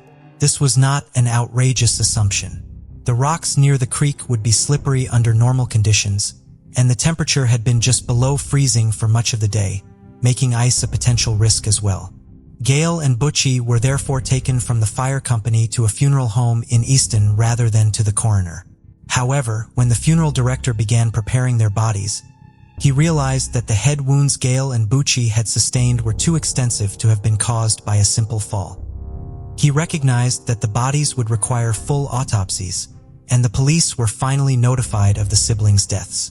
At the autopsies the following day, it was determined that Bucci had been struck in the head 3 times and Gail had been struck 7 times. She also had a compound fracture on her thumb, which was believed to have been a defensive injury. The blows appeared to have come from a hammer. Both siblings had water in their lungs, indicating that they had still been alive and breathing after they were put into the creek. The police investigation into the murders faced numerous challenges. Authorities were not notified about the crime until 9:40 p.m., more than 7 hours after the murders occurred and 4 hours after the bodies were discovered. They could not properly search the crime scene because it was dark by the time they were called in, and several inches of snow fell in the early hours of the following morning. Gail's glasses were eventually found 40 feet away from where her body had been discovered in the creek, but not until 9 days after she died, after the snow began to melt. A chisel with a plastic handle was also eventually found at the scene, but forensic tests showed it would not have caused injuries consistent with those found on the siblings' heads. The crime scene was also highly contaminated. The ambulance and the doctor's vehicle had been driven back to the creek, and dozens of neighbors had come out to the scene after Gail and Bucci were found. Gail and Bucci's distraught parents had to be investigated as a matter of protocol. They were interviewed at least 3 times in the days following the murders and were given lie detector tests. Claire and Paul were cleared of involvement. There do not appear to have been any insurance policies on the siblings, but Gail was the beneficiary of a $17,000 trust established by her maternal grandmother, Minnie Romilly, which was to eventually be paid out to her in 3 separate payments. However, the trust specified that should Gail die, the payments would instead go to Zion Lutheran Church in Easton, meaning that there would be no financial motive to kill her at the time of her murder. Police theorized early on in the investigation that Gail and Bucci had been killed by what they described as a sex maniac, although there was no evidence suggesting a sexual motive. Gail and Bucci's cousin, Barry Ale, has theorized that his cousins may have instead been killed by someone who was upset by Bucci's behavior. Bucci did not speak in the way most people do, communicating in moans, screams, and grunts rather than typical speech. Someone who did not understand that Bucci had special needs could have been angered by the exaggerated noise he tended to make. Barry Isle had been just 9 years old at the time of his cousin's murders and had frequently gone down to the creek with the 2 of them. They had seen a homeless man near the creek the week before Bucci and Gail were killed, and Barry has speculated that this man may have been involved in the murders, but this remains just a theory. There was a lot of public interest in the case, which helped keep the investigation active. Tips were called in about suspicious individuals and unfamiliar cars in the area at the time of the murders, but none of the tips panned out. Various groups and businesses donated money to create a large reward for information, and the local newspaper hired a private and a criminologist to help with the investigation. Despite all the efforts from the police, the family, and the community, Gail and Butchie's case went cold. Paul Schultz Sr. died of a heart attack a year and a half after his children were killed in September of 1954. Claire Schultz then moved to Buffalo, New York to live near her son from a previous marriage, but was buried near Paul, Butchie, and Gail in Pennsylvania after her death in 1970. While little progress was made in the case in the ensuing decades, Gail and Butchie's memory has lived on in Nazareth. In 2011, classmates of Gail's and other alumni of Nazareth High School raised more than $2,000 to purchase a monument for Gail and Butchie. It was placed near the stadium on the campus of the larger Nazareth Area High School, which was built the year after their deaths. In 2013, several of Gail's classmates worked with her cousin, Barry Ale, to compile a scrapbook of memorabilia about Gail. The 50-page scrapbook contains newspaper clippings about her death, but also many of her art pieces and articles she had written for her high school literary magazine. It is being housed in the library of Nazareth Area High School, and plans are made to digitize the materials so that a DVD could be produced and sent to every school in the district, as well as the local public library. The Pennsylvania State Police maintains a file with over 400 pages of information about Gail and Butchie's case and periodically hears from the public about it, but they have not made much progress in solving it in several decades. Timothy Alioth was a decorated Vietnam War veteran who served in the United States Marines from 1967 to 1973. His time spent serving along the DMZ left him with post-traumatic stress disorder, which eventually led to him becoming a completely disabled veteran. In February of 2009, 59-year-old Timothy was living with his sister, 62-year-old Donna Plew, in her home on East Indiana Street in Vancouver, Washington. He had moved there from Oregon after Donna's husband died in September of 2008. On Friday, February 6, 2009, Michelle Kraft and her husband, Keith James, arrived at their adult daughter's home on Indiana Street to pick her up for dinner at 7:15 p.m. As she was walking out to the car, their daughter heard 3 loud noises she feared were gunshots. As the family drove away, they happened to glance over towards Donna's house as they passed it. They saw a pickup truck that had been backed into the driveway. Its driver's side door was open and a man was lying on the ground with his leg up against it. A woman lay on the ground in front of the truck. The 2 people on the ground were Timothy and Donna. They had each been shot in the head and did not survive their injuries. Each of his siblings left behind children and grandchildren. Donna's quiet neighborhood was not usually the scene of any kind of violence, and her neighbors were shocked by the crime. Police quickly came to the conclusion that the murders had not been random and that Donna and Timothy must have known their killer. Unfortunately, no one witnessed the killer leave the scene, leaving police without a major lead to follow. Wally Steffen worked in law enforcement for 36 years, eventually becoming a detective with the Vancouver Police Department. After his retirement, he continued working on Donna and Timothy's case as a volunteer investigator with the Clark County Sheriff's Office. He said in 2016 that he has identified a person of interest he believes is responsible for the murders. Despite the passage of time, he still believes this person can be brought to justice.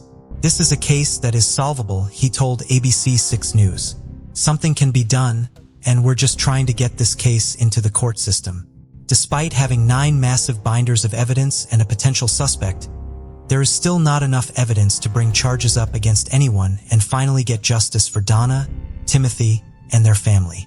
Wally Steffen believes that there are members of the public who have the necessary information about the case to move it forward.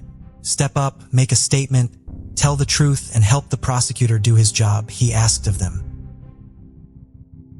14-year-old Carla Atkins and 16-year-old Vicky Stout lived in a mobile home just outside the small town of Dover, Tennessee with their mother, 4 brothers, and 2 other sisters. The sisters were half-siblings who had the same mother. Vicky's father, Leland Stout, had been murdered just a year after she was born. His roommate had stabbed Leland to death because he had been singing and keeping him awake. On the afternoon of September 17, 1980, the sisters rode the bus home from school and decided to walk down State Route 79 to an establishment called The Furnace, which was less than a mile away from their home. The Furnace was a restaurant, a bait shop, and a convenience store, and Carla and Vicky went there to buy snacks. After they left the store, witnesses saw them as they were talking to a man in a blue truck. They were never seen alive again after that sighting, and their mother, Margie, reported them missing to the police after they failed to return home. It was out of character for Carla and Vicky to go off on their own, but they were still initially categorized as runaways by the authorities after they were reported missing. Their family continued searching for them for the next 2.5 weeks. On October 5th, 2 hikers were walking along an old logging trail in what is now known as the Between the Lakes National Recreation Area. They Vicky and Carla's bodies buried in shallow graves, 75 feet apart from each other. Autopsies would reveal that each of them had been shot in the head with a shotgun. It appeared the girls had been killed where they were found. K-9 units were brought in to search the area where the remains were found. Investigators tried to connect the case to others in nearby areas, and more than 30 potential suspects were identified. However, the case remained unsolved. In 2015, 35 years after Vicky and Carla were killed, District Attorney Ray Crouch reopened the case, conducting new interviews and asking the FBI for assistance because Carla and Vicky's bodies had been found on federal land. The sketches of the man witnesses saw in the bloop truck talking to Carla and Vicky were also released to the public, along with a new sketch developed by the Tennessee Bureau of Investigation, which shows what the man the witnesses saw may look like having aged 35 years. In 2016, Tennessee Governor Bill Haslam announced a reward of $1,000 for information that led to the arrest and conviction of the sisters' killer. Carla and Vicky are buried next to each other in the Standing Stone Cemetery. Despite the ongoing efforts of numerous agencies, decades after Carla and Vicky's deaths, the case remains unsolved. Their sister, Patricia Gordon, however, has not lost faith that whoever took her sisters from her will one day be held accountable. They will get their justice someday. They'll get what's coming to them, whether it be in my lifetime or not, she said in 2018.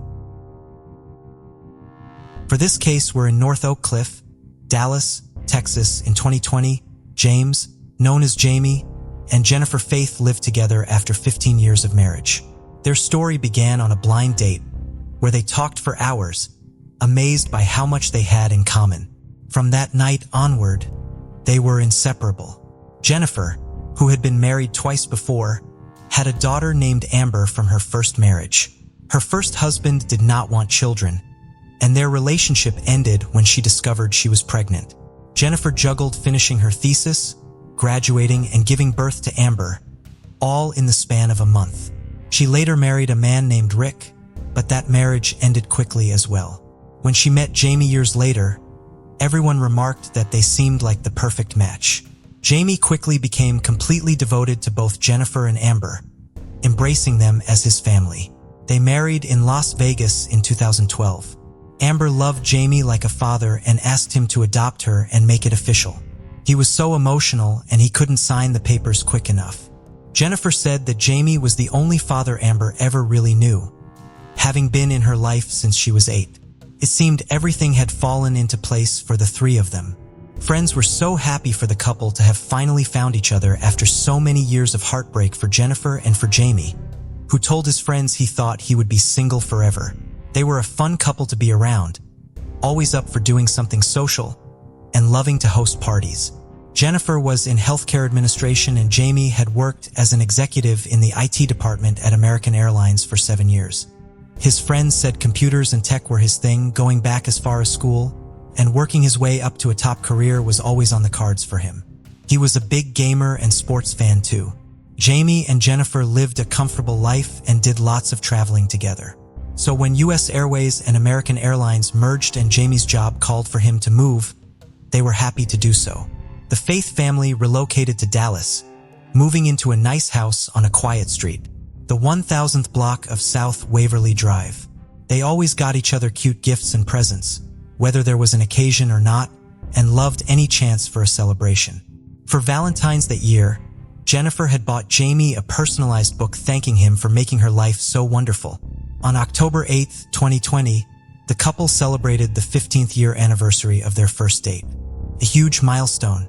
The next morning at 7:30 a.m., the pair set out on a walk together with their dog Maggie.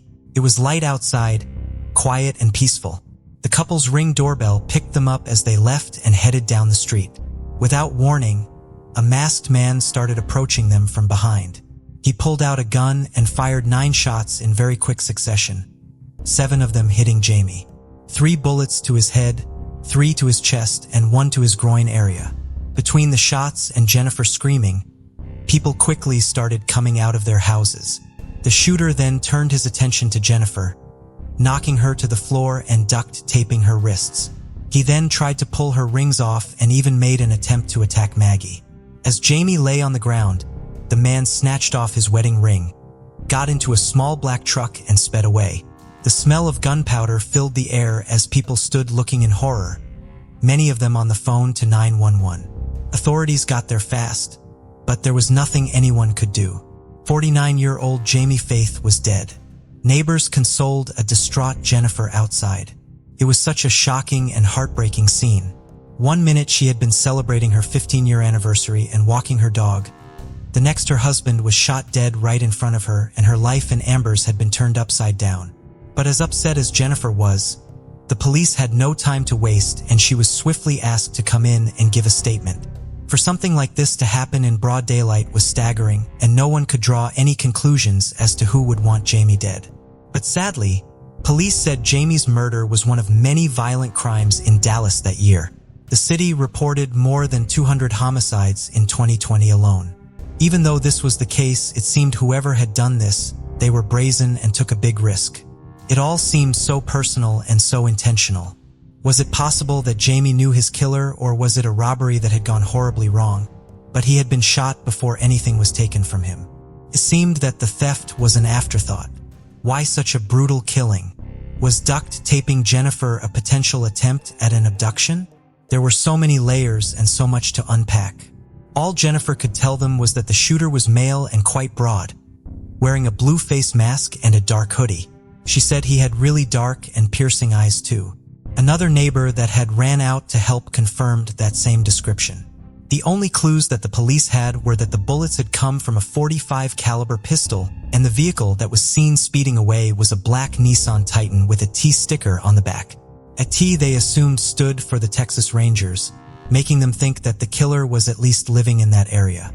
A GoFundMe was set up to help support Jennifer with funeral costs and support hers and Amber's lives without Jamie. It soon raised over $60,000. The person organizing it for Jennifer said she couldn't believe how fast the money was pouring in. Everyone wanted to help in any way they could. The neighbors took it in turns to make Jennifer meals and keep her company, making sure she was keeping her strength up and was never alone. Soon more than 50 families around the neighborhood were helping in delivering groceries and household items. Jennifer held 2 funerals for her husband, one in Dallas and one in Phoenix. There were lots for people to take with numbers on to call in case they thought of something that might help with the case. Everything from key rings and cards to coasters. Investigators were continuing to draw blanks. There was no one in Jamie's life that was standing out as a potential person of interest, let alone a suspect in his murder. To commit a crime like this all for a couple of rings? It seemed so extreme. Experts said it had all the markings of a professional hit, a planned ambush, not a random chance attack. Jamie had installed some Ring doorbells, and the one near their back gate had picked up something quite sinister. In the early hours of the morning, just a short time before Jamie was shot, a man could be seen walking in the garden of the house next door. The house was empty at the time, so it definitely wasn't a neighbor, but his build did seem to fit the description that Jennifer had given them. This was about 2:30 a.m. Skulking nearby and watching the house of the person that would be dead just hours later gave the police grounds to conclude that this was not a random or impulsive robbery. This was a murder that had been planned. They needed to talk to Jennifer again to see if anything else was coming back to her. Anything at all that might give them more clues. They asked to check her phone and she freely handed it over. It was here they did find something of interest, but not at all what they were expecting. Authorities found a text she had sent to a friend talking about a man called Darren, someone she admitted to having an emotional affair with. Oddly, There were no messages between her and Darren at all, but they were able to find out his last name and where he lived. His name was Darren Lopez, and he lived over 600 miles away, just outside of Nashville, on a very vast and very rural property. Authorities local to Darren Lopez learned that he owned the exact make and model of the vehicle they were looking for, a black Nissan Titan pickup truck with a T sticker on it. They fed the information back to the police in Dallas, and they coordinated an aerial search of his house and put him under surveillance. Sure enough, the truck was there. They obtained his bank and phone records too. And with these, suddenly everything started to move a lot quicker. Despite the fact there were no messages between them on Jennifer's phone, Darren had not deleted anything. Between September 20th and October 20th, just 1 month, Darren and Jennifer had exchanged more than 14,000 calls and text messages, 100 and 100 each day. And strangely, the only time they had seemingly not had contact was the day of Jamie's shooting. A whole 28-hour period was totally silent. On October 8th, the same day Jennifer and Jamie were celebrating their anniversary, Darren got his car serviced before entering Jamie and Jennifer's address into Google Maps. His phone was then tracked as he made the almost 12-hour drive to Dallas, Texas. His cards showed that he had stopped at some gas stations on the way to top up the tank, buy a Red Bull, and take out cash. As images of the truck were circulated with the all-important T sticker on the back, Jennifer sent Darren a message with a link to an article about the case, which showed a photo of the T sticker on the truck. She said, "I woke up in a bit of a panic. Something is eating away at me, telling me you need to take the sticker out of the back window of the truck. I don't normally overreact like this. Really think you need to get that sticker off ASAP. Like today." The next day, Darren picked the sticker off, but it was too late as he was already being watched and police had clocked the sticker when they flew over his house. Darren and Jennifer were suddenly their prime and only suspect. The pair actually went further back than people realized. They had dated through high school and college, but broke up after Darren finished his basic training and was deployed to Korea. Jennifer moved on and married her first husband, and the pair lost contact. Darren would also marry and have 4 daughters, but in 2018 he and his wife had parted ways. Friends said after the split and leaving the army, he had become increasingly isolated.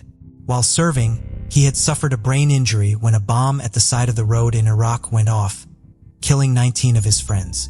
When he left the army, he was dealing with post-traumatic stress disorder, and this, coupled with where he lived and his ongoing divorce, meant his feelings of loneliness were amplified. His daughters soon moved out to live with their mother, and when the pandemic hit, his friends really worried that he would retreat even further. But Darren decided to use it as a chance to reach out to old friends.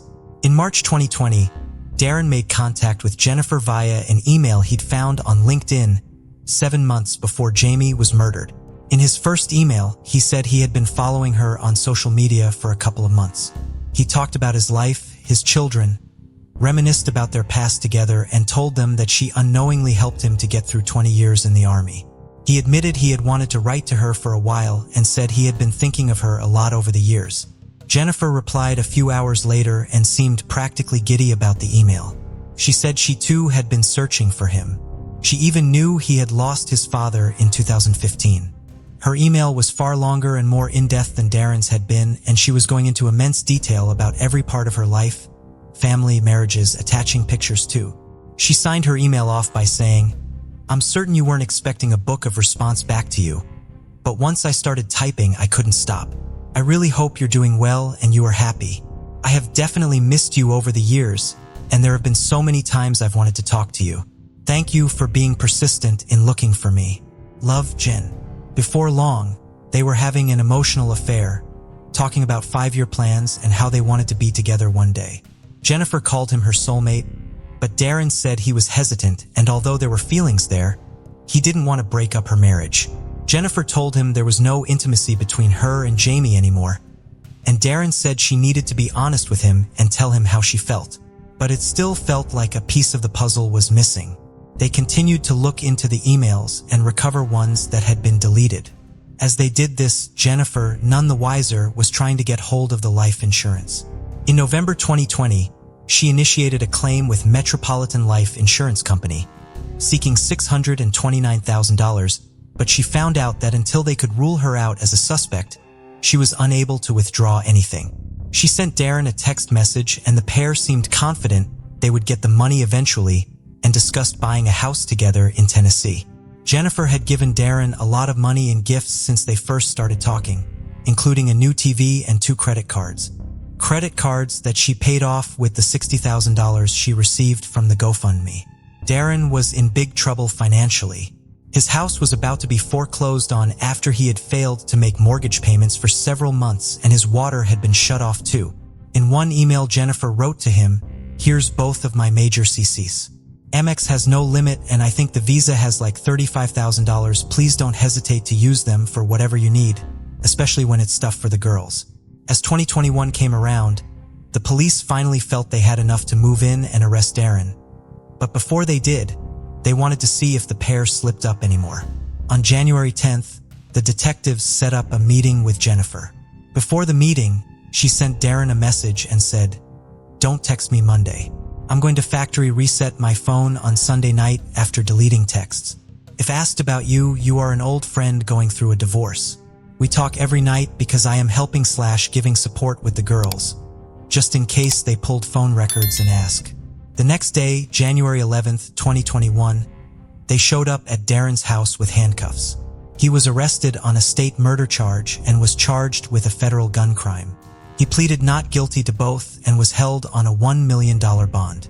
In his house, they found the same gun they were looking for in connection with Jamie's murder, confirmed via ballistic testings, and he had credit cards in Jennifer's name. Traces of Jamie's blood were later found on the gun too. In his car, a blue face mask thought to be worn on the day of Jamie's murder was also found. Jennifer was spoken to again following his arrest, but she denied there was anything inappropriate going on between the pair, saying they were just close. But the woman who just couldn't stop talking was now very quiet. She'd been asking for help in finding her husband's killer for months, and now they had arrested someone, but suddenly she didn't have anything to say. A week later, Jennifer transferred $118,000 from her checking account to an account belonging to an undisclosed third party. A few days after that, she asked someone else to send a message to Darren. "I've just needed to be cautious because every communication is being monitored. Please tell him ASAP that I will always be his." Darren responded via the same person and said, "Please stay strong for us." The walls were caving in on Jennifer. And less than a month later, in February 2021, 48-year-old Jennifer Faith is now facing obstruction of justice charges related to the murder investigation of her husband, a charge she pleaded not guilty to. But the investigation was far from over and more was coming out by the day. They had been going through their emails and recovering them slowly but surely. It turned out that just a few months after they had started talking, things had taken a dark turn. As well as Jennifer emailing Darren from herself, she set up a fake email account under Jamie's name, and using this, she started up correspondence with Darren. The first email was immediately graphic and aggressive and detailed a long list of physical and sexual abuse Jamie had inflicted on Jennifer. It also included photos of alleged injuries, but it was all Jennifer, and the pictures would turn out to have come from stock image sites. Not a shred of evidence ever corroborated anything that she had said about Jamie being abusive. An expert said it was all one awful lie after another. Darren replied to who he thought was Jamie and said, "I've been talking with her at night because she is terrified of you. You give her nightmares. I will get involved to make sure she is safe and unhurt and do that in any way I can." He finished his email by saying, "Be the husband you say you want to be." Another email showed a picture of a wound to a person's neck captioned with "Good stuff. Enjoy knowing you can't do a thing about it." This picture was in fact real, but it was from a car accident that Jennifer was involved in 8 years prior. She was telling Darren that Jamie was beating her, sexually assaulting her, and letting other men sexually assault her, burning her and attacking her with weapons. Jennifer was going to extreme and disturbing lengths to get Darren's attention, spreading the most vile lies about her husband and really manipulating everyone. It is unknown when or how this happened, but at some point Jamie found out about the affair. Not the lies she was saying about him, but the communication between her and Aaron. He was absolutely broken by it. In August, Jennifer told a friend that she put the brakes on her relationship with Darren because Jamie was so hurt and she just couldn't do it to him. But this didn't happen. Jennifer created a second fake email account pretending to be a friend of her and Jamie. A friend that had seen the abuse happening and wanted Darren to do something about it to save Jennifer. And finally, after several months of creating the perfect storm and web of lies, Jennifer contacted Darren by phone asking him to kill Jamie for her. Darren said if I didn't do something, she was going to die. I made that commitment right there. As October came around, the plan was in place.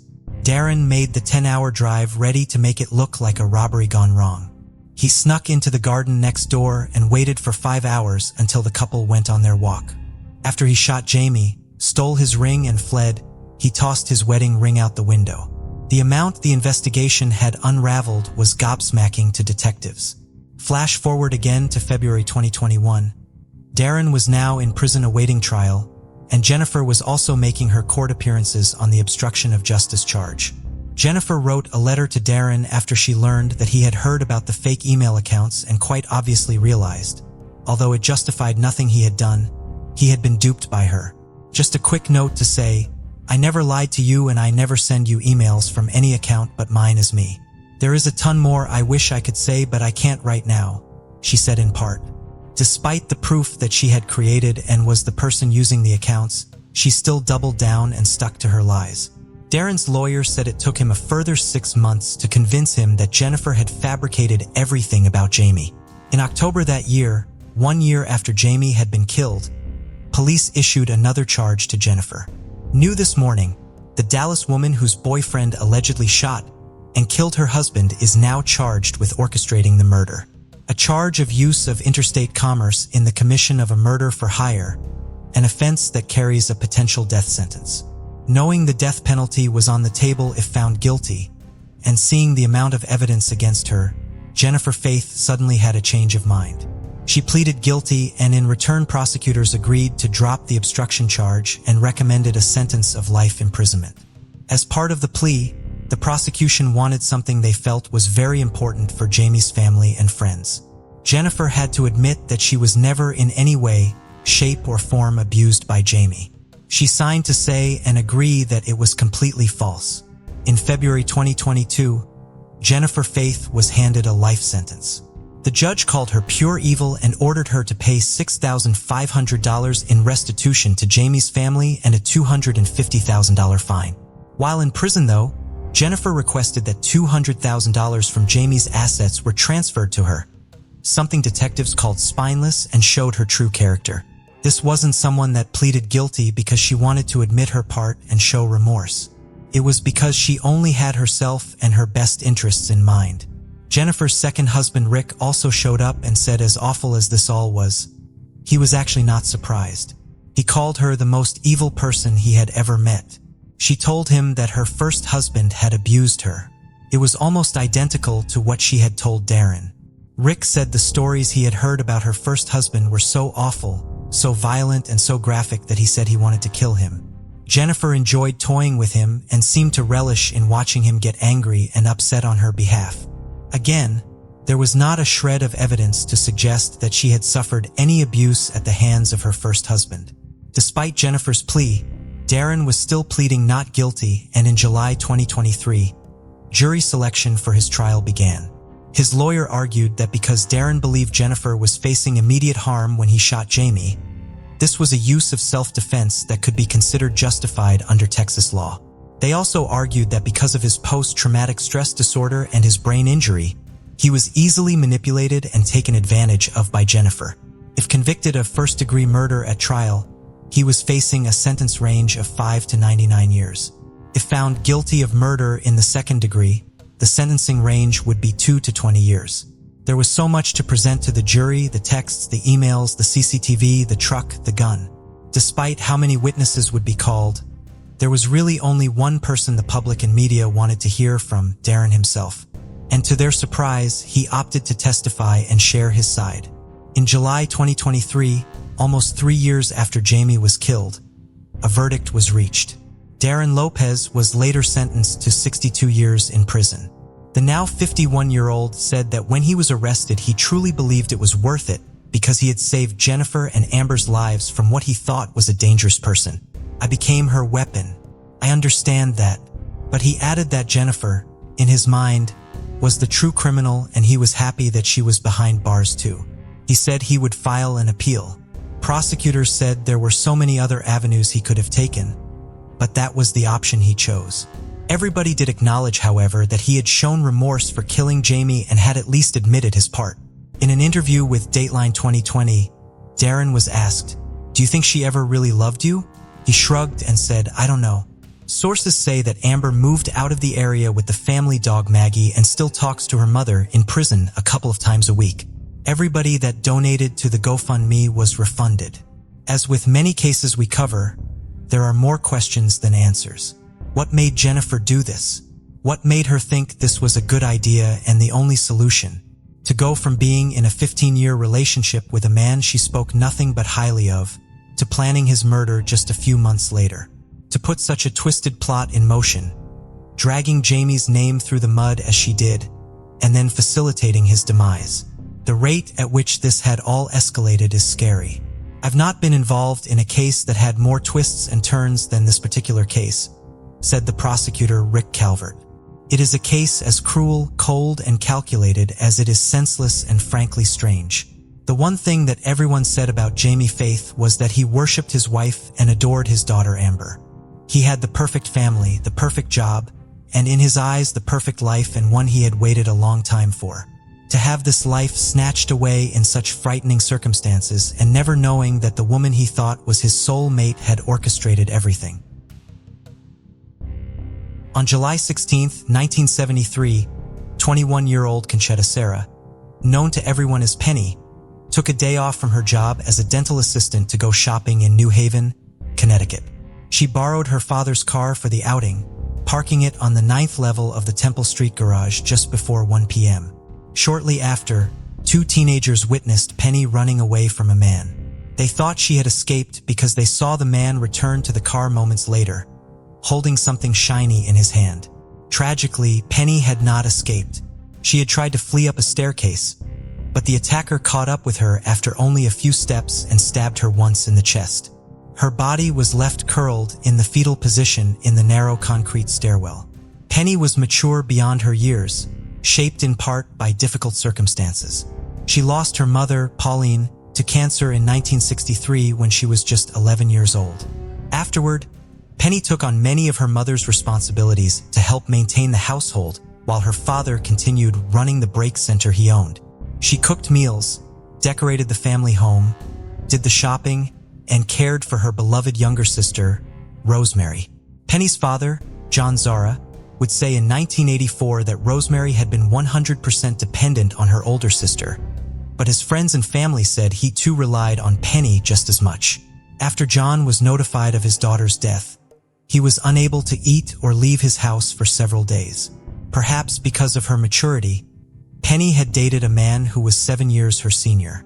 The couple was engaged to be married, but Penny had broken off the relationship because of their frequent arguments. Police looked at Penny's ex as a potential suspect early on in their investigation, but he had an alibi corroborated by numerous witnesses, and his fingerprints did not match one's in evidence. Decades later, DNA evidence would also exclude him. Furthermore, the evidence at the parking garage indicated that Penny had not been killed for personal reasons. She appeared to have been killed after someone tried to steal her father's car. The car was a blue 1971 Buick Electra that by all accounts was a very nice vehicle that could have been attractive to a car thief. 2 weeks before she was killed, Penny had driven the car to Florida for a vacation. She had brought a knife with her that she had used to slice bread and cheese on the trip, and it was known to still be in the car. However, the knife was not there when police processed the car. There was also a blood trail throughout several levels of the garage and blood in the car. Police believed that someone came up to Penny to steal the car, and she stabbed him with the knife from the car in self-defense, most likely on his left wrist based on the blood trail evidence. This apparently angered her attacker as he chased after her, as witnessed by the 2 teenagers, instead of just taking the car after she fled. After stabbing her in the staircase, he did steal the car but became disoriented and could not find his way out of the double-tier parking garage. He therefore abandoned the Buick on the garage's 7th level where it would later be found, leaving its keys and Penny's handkerchief, both covered in blood, on the ground nearby.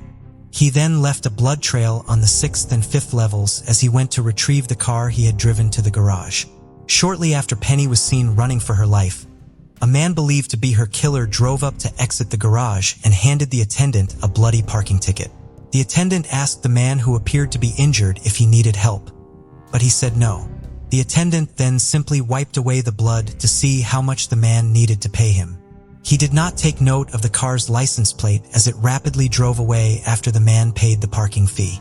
There had been 2 security guards assigned to the garage that day, but they had gone across the street to get a cup of coffee together at the time of Penny's murder. John Serra sued the owners of the garage for negligence and ultimately settled with them out of court for $200,000. $30,000 of that money was offered as a reward for information that led to the arrest of Penny's killer. The rest of it went towards John's personal investigation into the case. For at least the first decade after his daughter's murder, John Serra worked 8 hours a day on the case in addition to running his business full-time. He called the police multiple times a day and did provide them with some leads that kept he hired a lawyer and a private investigator. He spent his evenings driving the streets of New Haven and visiting the parking garage. He would look at the left wrists of every man who came into his business or he passed on the street, trying to find a scar that could have been from the wound Penny inflicted on her killer. When none of these efforts identified the murderer, he began consulting with psychics. Every year on the anniversary of Penny's murder, John would take out an ad in the New Haven Register with his daughter's picture and a reminder that her killer had still not been found. The case appeared to be solved in 1984 when an arrest was finally made in the case. Anthony Galino had attended high school with Penny and was therefore one of the thousands of people interviewed by the police in the years following her murder. By 1981, they had begun focusing in on him. Galino's ex-wife came in to speak with the police about him. Galino had been physically abusive towards her and had once threatened to do to her what he had done to Penny Serra. He would deny ever making such a statement. He also had a scar on his left wrist where it was believed that Penny had stabbed her killer. He was arrested for Penny's murder on July 3, 1984. When Galino was arrested, he told police his blood was type O, which was the same type as the blood left at the crime scene by the killer. However, they never tested his blood to confirm this. The test would not be performed until May of 1987, right before the start of his trial. Galino actually had type A blood. This eliminated him as a suspect and the murder charge against him was dropped. According to Galino's attorney, the damage the arrest caused ruined his client's life. Galino died of cancer in 2008 at the age of 57.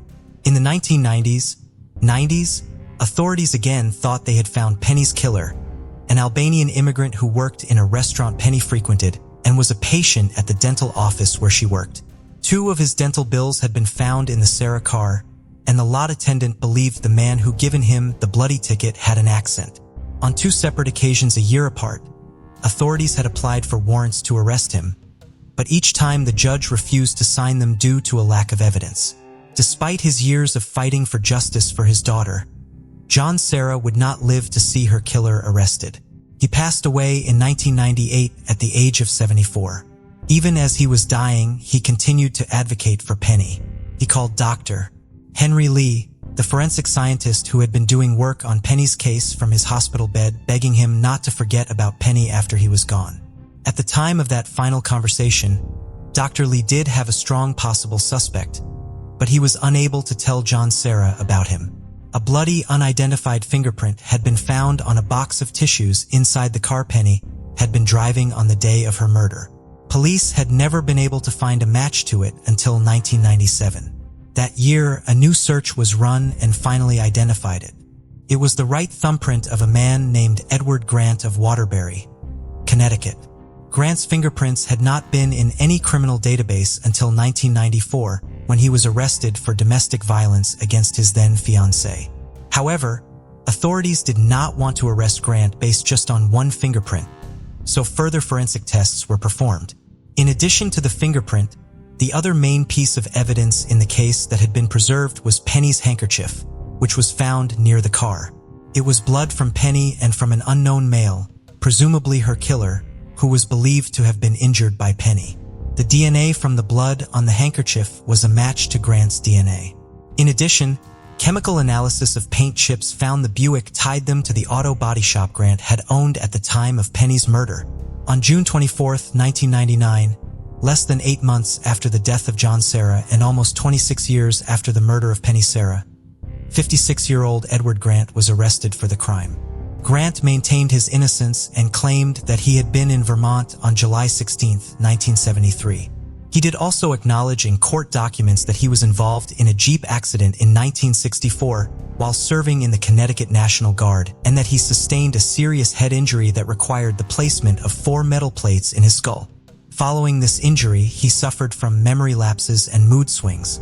At trial, his attorneys argued that there was no identified motive for their client to kill Penny, and that the evidence had been in storage for too long before it was tested for DNA. Grant's trial lasted 20 days. After 3 days of deliberation, the jury found Grant guilty of Penny Serra's murder on May 28, 2002.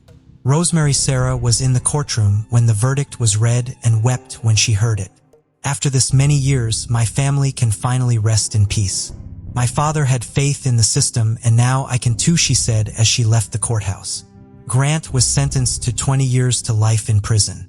He still maintains his innocence and remains incarcerated at the McDougall-Walker Correctional Institute.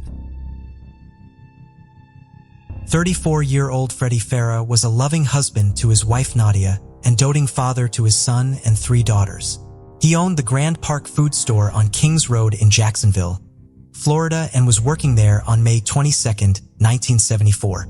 Around 2 p.m. that day, a tall and thin African-American young man came into the store and asked Freddy where the frosting was. Freddy pointed him in the right direction. The young man picked up some items and then came up to the register, placing a box of cake mix, a can of frosting, and an open can of soda on the counter. He then asked what the total he owed for the items was. However, instead of paying for his items, the young man took out a gun, pointed it at Freddy's head, and demanded money. Freddy brought his hands up and the gun went off. Freddy was shot in the head and died from his injuries. His killer fled the store on foot without taking any money from the register. Freddy's children were just 11, 8, 6, and 5 at the time of his death. So many details of the murder are known because there was a witness to it in the store that day, 14-year-old Annette Bryant. Fingerprints were also found in the items the killer had left behind on the counter, but no match to them was found in 1974. Even with the fingerprints and an eyewitness, Freddy's killer was not found, and the case went cold for more than 40 years. In 1998, the fingerprints were again run through the automated fingerprint identification system, but again no match was found. In 2016, they were run through AFIS again, but this time they found a match.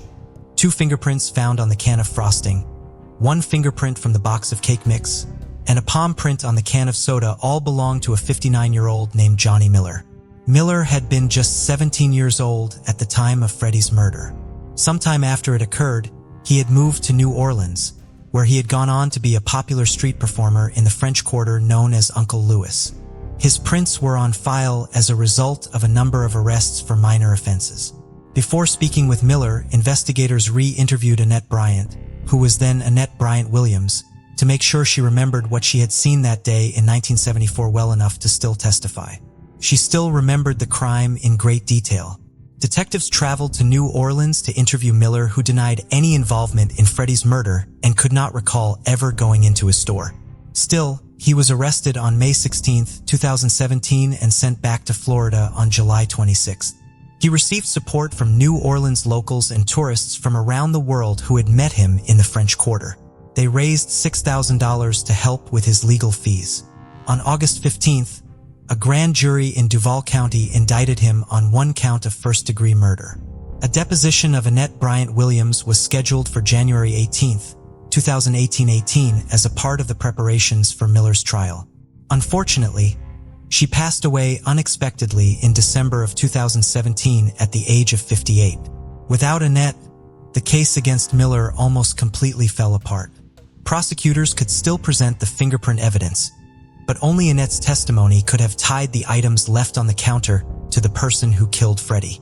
They therefore offered Miller a deal that was approved by Freddy's. If he pled guilty to second-degree murder, he would be released, serving only the time he had been held awaiting trial. However, there was another major condition to the agreement.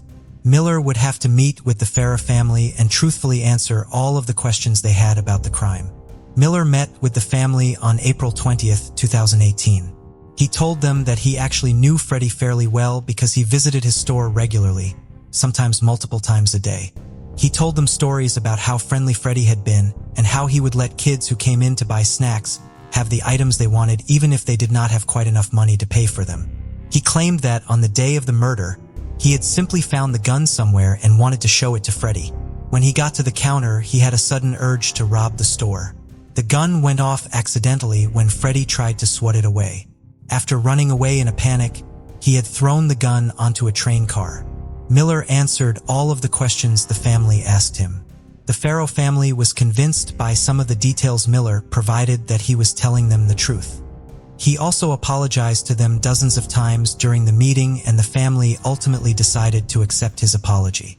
With this condition of the plea deal met, the arrangement was finalized at a court hearing on April 25th, and 61-year-old Miller was released from custody, having served only 344 days for Freddy's murder.